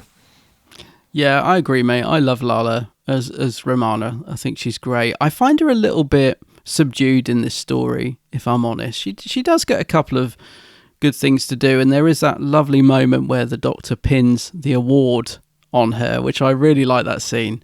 Where he's, I don't know, he's just going off on one saying, well done, and he puts that little medal on it. That's a nice scene. Yeah, she's again, I don't want to say going through the motions, because I think that's a little bit harsh, but I would say she's good in it, but she doesn't really have any standout moments for me in it. Mm-hmm. Right. Oh, that makes sense. Yeah, she doesn't really. Yeah, it's a bit like the Chris Parsons character, in it quite a lot. In fact, in it for most of it, but just never any scenes where it sticks in your mind as a scene, like a standout, if that makes sense. Yeah. But she is cool though, nonetheless. She's always pretty cool. And Mr. Baker, Mr. Tom Baker, then as the Doctor in this one, kind of at a weird junction in his career as the Doctor at this point, right? So knows that he's got a few seasons behind him now, and knows that I'm not sure how much of a heads up he would have been given in terms of like, you've got one more season, mate. I'm not sure if that was the deal, if he decided, because with season 18, when John Nathan Turner had turned up and whatnot, do you know, dude, when you've watched any behind the scenes stuff or any documentaries or stuff, did Tom decide at this point that he had one more season and that was it? Or did he decide partway through they were into it that this was the last and he was off? Because I assume that they would have had to have tried to map out and plan the stories at least in advance, right? To lead up to Logopolis. So do you know if he had decided at this point that he was done and there was one more season, or if he decided later on. I'm struggling to remember, mate, to be honest with you. There is a little extra feature on the Blu-ray where Tom's on Nationwide or something when it's that famous little 2-minute interview where he stood outside the TARDIS in his stripy suit saying, I can't remember the woman's name he's interviewing him, but she's like, well, what are you going to do next? And he's like, well, I'll probably just go into oblivion.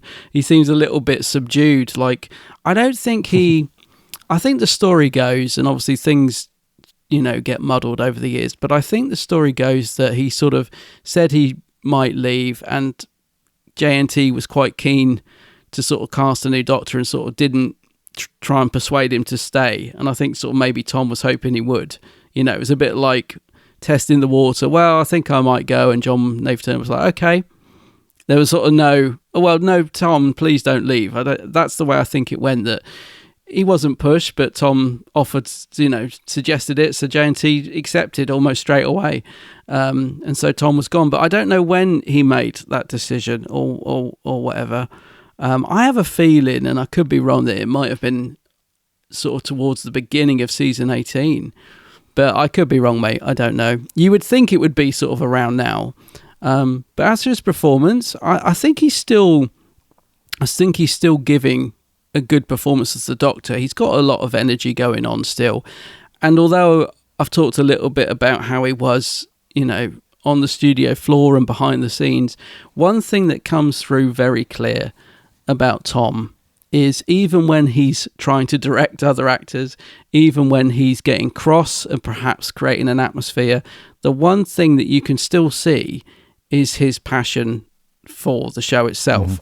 Because he obviously cared a lot. He's in some scenes pointing out to the sort of floor manager that he's in shot when he shouldn't be in shot. So although he may have become a little bit hard to manage later on in his era as the Doctor, as an actor, I think a lot of that just came from he wanted to get it right, and he wanted to, he wanted the show to be as good as it could be. And I'm not just saying that to sort of try and make out, he was sort of stick up for him, but it is clear to see from some of that studio footage that he is pointing out stuff that he's realised is wrong. Like he's saying, well, if I'm here, you're going to see me in the back of that shot, and that's ruining like Darren's, wide shot and all that. So he obviously cared a lot, and I guess at the time that could be a bit annoying because he's sort of, telling the director how to do his job. So I totally get the frustrations, but I think a lot of it did come from Tom obviously caring a lot about the role, despite what he might have thought of some of the scripts, So I still think, even though maybe I wouldn't call this peak Tom Baker, I don't think it's the best story with him in. I don't think it's the best performance from him. I still think he's giving a lot and still doing the best he can with what's on the page. So it's a decent one for Tom, I think. What do you think of his performance in this? Do you find him on form or a bit flat? I find him for the most part to be quite cool in this one. Yeah. There wasn't any, because there are some stories in the past that when we reviewed them and watched them, and it's common knowledge as well, where something's going on with Tom, where he's having a ruck with Lala Ward, or he's in a bad crotchety mood, he doesn't agree with something. Sometimes that can come off in his performance on screen. In this one, I didn't really get that so much. I didn't finish watching it again and think, oh, that's the story, one of the stories where Tom's in a bad mood. So I didn't really get that vibe so much, even though there was a little bit of stress and whatnot behind the scenes with him, because he was a bit of a, as we all know, he could be a bit of a tough nut to crack sometimes with certain directors and producers and whatnot.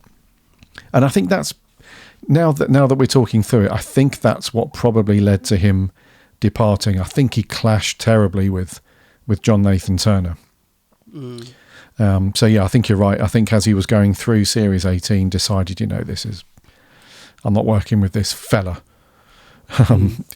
So yeah, I think that was it. But because of that, you do get these, especially when you see the behind the scenes footage on the special features and stuff, you think, bloody hell, it must have been so difficult, for the other actors and the crew and stuff to try and appease him, because he knew that he was, and fair play to him, he had the ratings to back it up, but he knew that he was the Doctor. He knew that. So as you said, when he was pointing out things that were incorrect and was trying to direct a little bit and so on, yeah, it's all coming from a good place. I think he just loved the show and the character and so on. So for this story specifically, though, some great scenes with him, like when he does this thing where he just switches suddenly, like he's having a good old time, having a bit of a smile. Somebody will say something and then he'll just switch and have this concerned face and this troubled face and this reaction that I think to anyone that hadn't seen a lot of Tom Baker would assume that he's just snapping and being a bit of a, you know, having a bit of a BF, but bit of a bitch fit. But that's just the way the character he developed that to do it on, you know, on command, which was very cool. So I think the best way. No, go on. Dude. I guess I think the best way I can describe it without sounding like, you know, because Tom's on record as saying he became difficult, right? And as I said, I don't want to sound like I'm standing up for him just because he's the mighty Tom Baker, and I love Tom Baker. But I think the best way I can describe it really is, I think at this point, not only had Tom become the Doctor, I think in a way he'd become the show, and it had become, without probably not even realising, quite controlling of everything to do, you know, with the show, because it was his life. And I think that probably sort of bleeds into him, you know, like giving directions when he's not the director. You know, he had just sort of almost immersed himself so far into the show that he just instinctively was sort of taking control, you know, because he'd been doing it for so long in a way. And I think that's what it is. So if I was to sort of say it, I would say not only was he the Doctor at this point, he was the show itself in a way. You know, in a sort of in sense of controlling it and how he wanted it to be. No, I'd agree with that, bud. Mm-hmm. Yeah, I'd agree with that. But performance-wise, when the camera's on, you wouldn't really know any of that was going on behind the scenes, really. So a great performance from him as always. Not really, it's not up there in my top 3 or 5 lists or anything like that for him, for like a Tom Baker story, but still a good performance nonetheless. How did you feel about him coming back at the end in that strange little scene? So at the very end, we actually get Tom Baker as he is now, or back in, what was it, 2018? 2018, I think it was. 17, yeah. So whenever they did this version. Yeah, I was about to ask you that actually. It's very jarring because, especially for a casual viewer, like if you were watching this and you're not really seen any classic Doctor Who or any Tom Baker stuff like that, you would immediately think, what's the reason for this? And that's the first. I remember when I first saw this, I thought, this is really cool. It's great that Tom has come back and we've got this kind of like an epilogue, I guess, to the story, where it's like let's catch up with what the Doctor's up to, you know, in whatever, you know, however many years have elapsed. But it's cool because Tom's like a lot softer now, or when he recorded that, versus the kind of what we were just talking about with the harshness and all that stuff that surrounded him back in the day. You can just tell that he's mellowed a lot, and he was a lot softer and got that lovely heartwarming smile, you know, when he does the break in the fourth wall and starts to smile and laugh at the camera. It's all lovely stuff, and it's cool. It's just weird.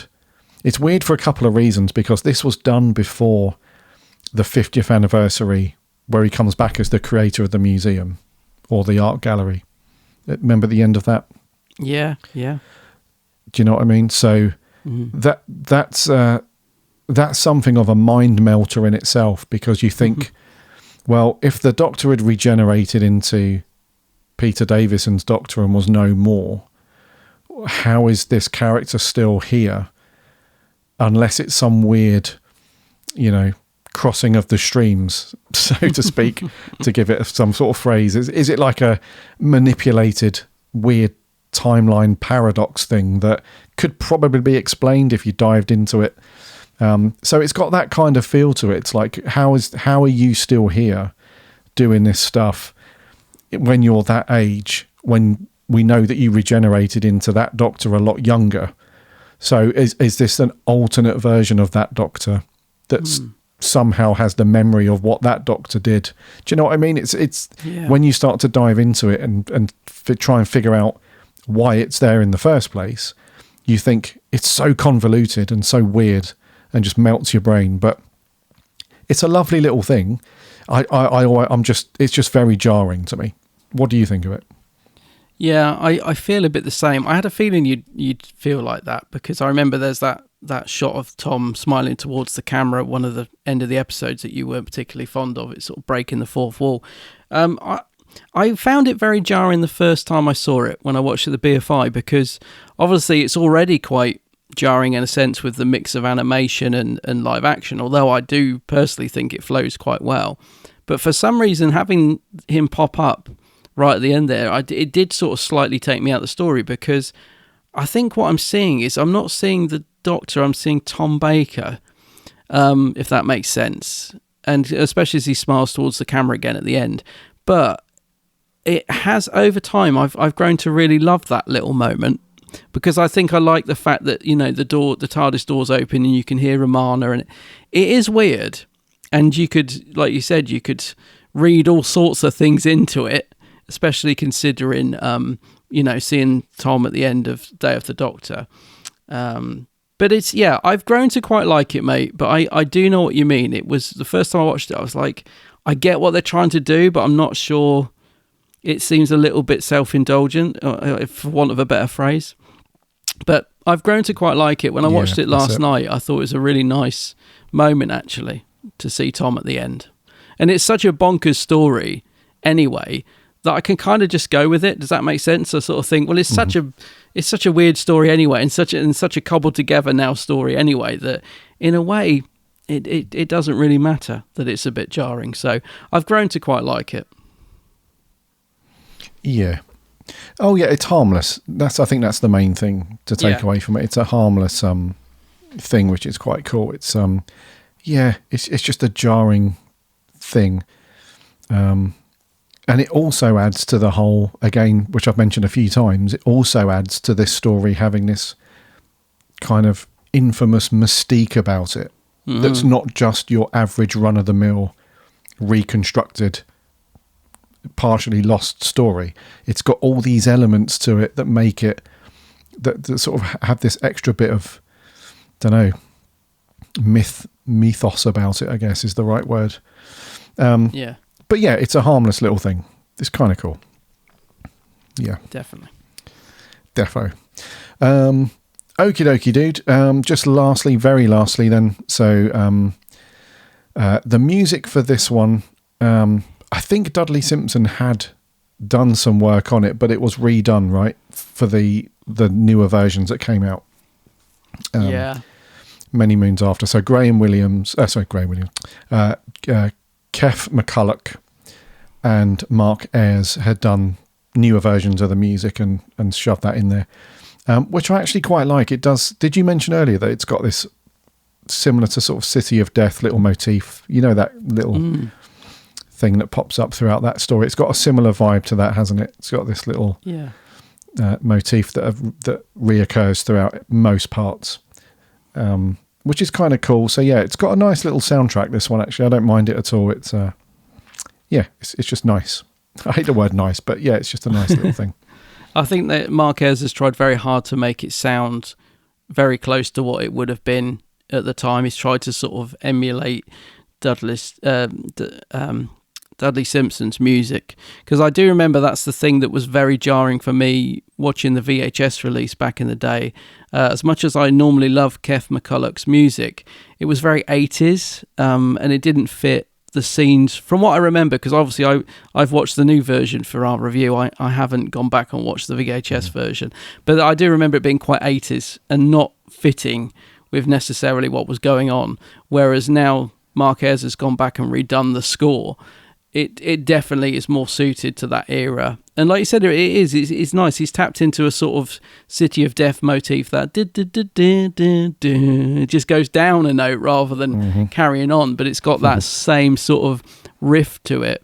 So I think Marquez did a very nice job actually with the music. If I had one tiny criticism, is I think there's a little bit, just a tiny bit too much music in it, because when I was watching this as the studio footage, in a way it's quite nice to have some of the dialogue just as dialogue without music over it. There was a couple of scenes where there was just talking, and I thought in the actual episode there's music over this and it slightly drowns out some of the dialogue, and it's quite nice sometimes just to, like they often did with Doctor Who, is have less, less is more. So they didn't necessarily plaster music over every scene, which is very much a modern day way of making television, isn't it, to have music over every single scene. It doesn't always need it. So like the music, but maybe just a little bit too much of it at times. But that's just a modern way of making things, sadly. Yeah. No, I agree with that, dude. And sorry, it wasn't Dudley Simpson, was it, that had originally done work? It was just Dudley Simpson would have come to an end of doing anything for Who at this point if it had finished with Shada. But yeah, it was Kev McCulloch, wasn't it, that originally did some stuff. So that's it. But yeah, no, I agree with that, dude. Anything else on your notes, mate, before we put a score on this? No, I don't think so. No, I think I covered it. Oh yeah, there is one thing. There is one thing. Sorry. Oh. It was in the animation.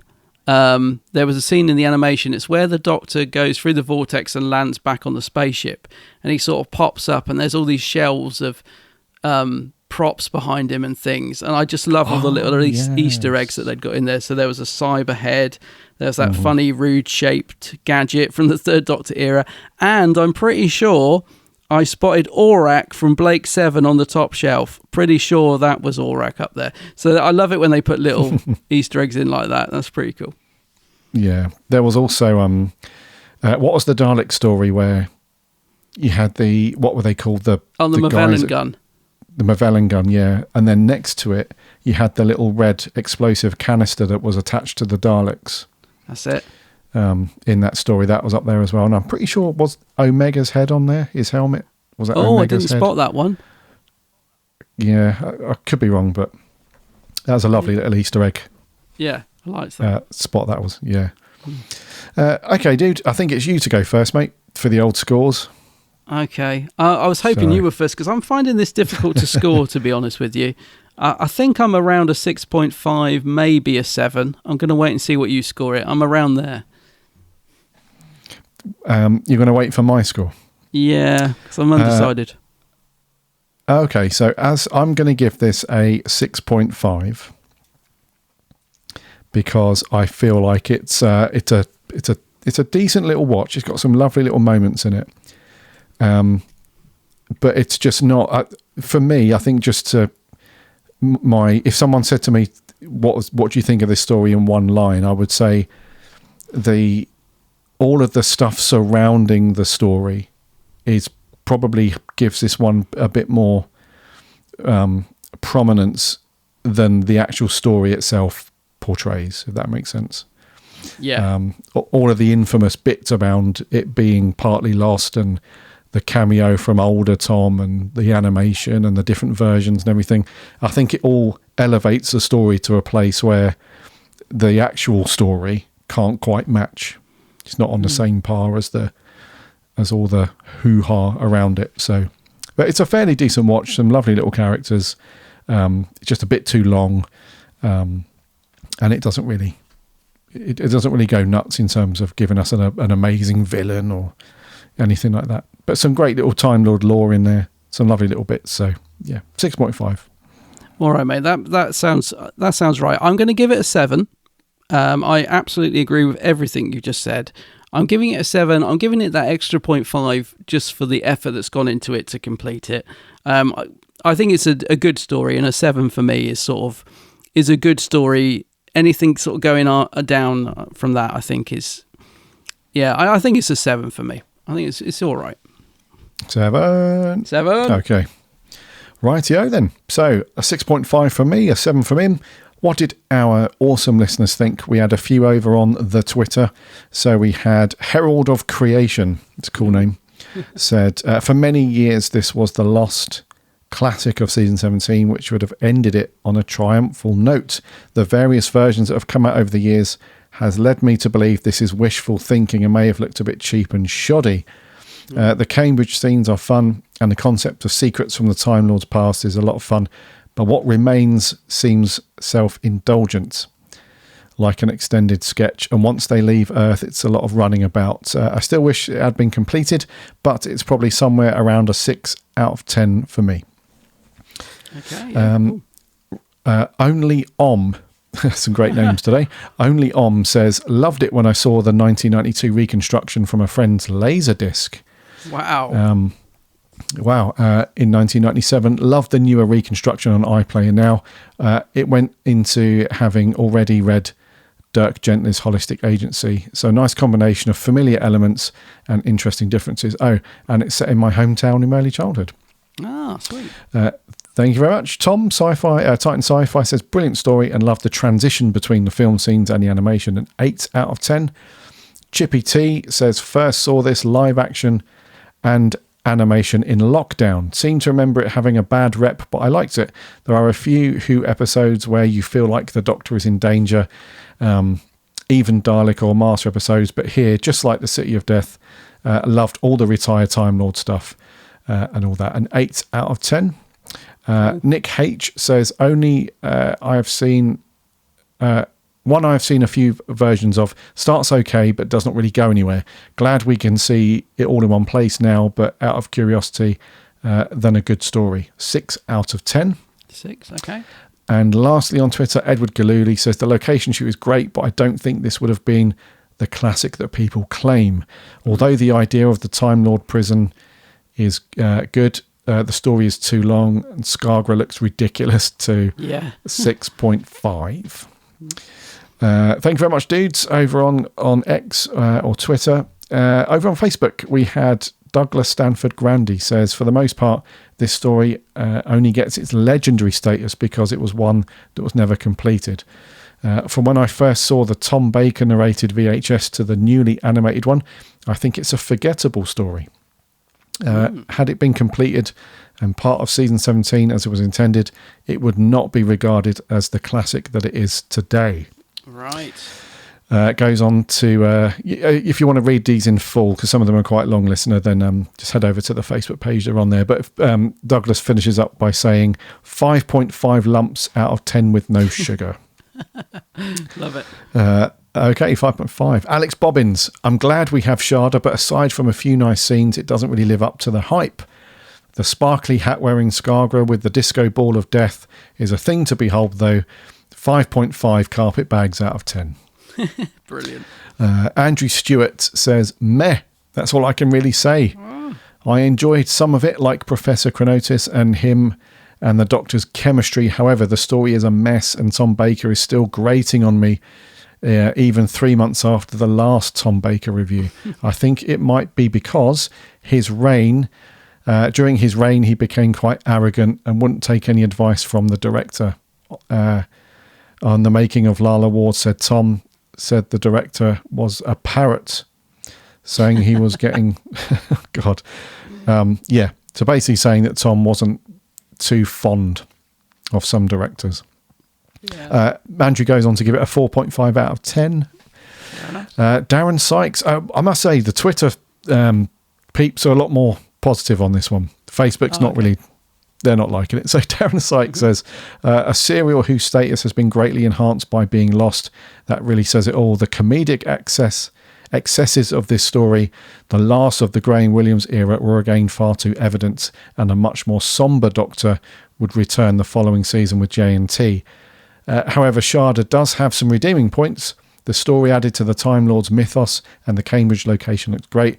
6 eps is too long, and the fact that when considering remounting filming the following year it would have only been 4 convey this. Having said that, the latest version with the filmed and the animation using the original cast does a good job in showing its completed form. 5 out of 10 though. 5, okay. A 5. Yep, Gordon Hudson, I prefer the Big Finish version. It takes itself more seriously and the story doesn't get drowned in Tom Baker isms. Dude, we're going to have to check out this definitely, yeah. Paul McGann version of this from Big Finish. Harry Walker, one of our writers, says, funny and action-packed, and I love the Time Lord lore. A 10 out of 10 from Harry. A 10? Crikey. Harry. A 10 from Harry. You He's loving madman. it. And lastly, Charlie Turner says, a just above average story in my books. Get it? Books? Question mark. I'm going to the place where the sun doesn't shine, aren't I? Anyway, I reckon Anyway, I reckon that if this story was completed and broadcasted, this could have been one of the all-time greats, up there with Spearhead and Inferno and Green Death, just name a few. It is great, in my opinion, that the animation completes it, though. But it's a 6 out of 10, if I'm being honest. I mean, I like it, but I don't love it. So a Fair 6 enough. from Charlie. Yeah. Right, dude, average score. What are we saying on this? Probably a 7, I would say. 6 or 7, yeah. 6 or a 7. Yeah. I think the crux of it is that, as we were saying, it could have been a great story when it was broadcast, but all of the stuff surrounding it give it a bit of hype that when people actually dive into it, they're like, oh, is that it, kind of thing. Yeah. But not a bad story, mate, overall. Not too I bad. would say. Yeah. Right, dude. Next week, bit of an interesting one for review next week, bud. What we got? Yeah, I'm quite excited for this one. We're going to be reviewing Canine and Company next week. I'm quite looking forward to this. For all the wrong same. reasons. For all the So, an interesting one with Canine and Company.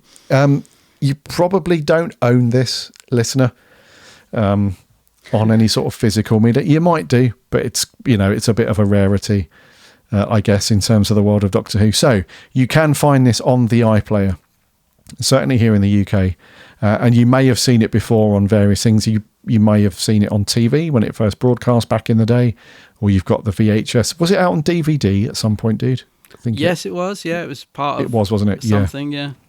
Yeah. So you might have this, or if not, it's online. It's on the iPlayer.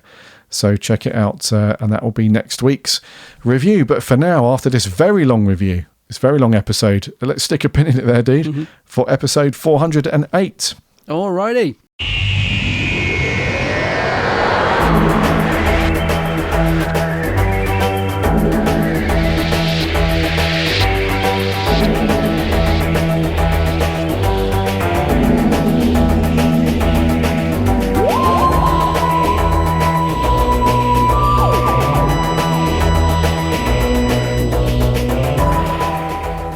Thank you for listening to another episode of The Big Blue Box. That was episode 408. And it's been great to waffle along and talk about all the aspects of Shada and stuff. It's an interesting one to dive into. So, and that was our very last Tom Baker story as well. It was the last one left over for us to do. So, an interesting one to review there. Next week, as Adam said, another interesting story, Canine and Company of all things. So get that watched. We'll be asking for your thoughts and opinions as always. And thank you very much to those of you that got in contact on the socials to give us your thoughts on Shada. So Canine and Company next week. Get that watched because we'll be asking for your thoughts again on that. In the meantime, make sure you are following or subscribing to the podcast wherever you get your podcasts, so you won't miss an episode when it lands every Friday. And we also have a monthly roundtable episode with the writing team, so you'll get those as well. You can listen for free on the website, which is bigblueboxpodcast.co.uk, and you can read all of the very cool reviews and articles from the writing team, so get stuck into that. You can also link off to the socials, Instagram, Twitter, Facebook, all those ones. We chat Doctor Who throughout the week, so get involved there.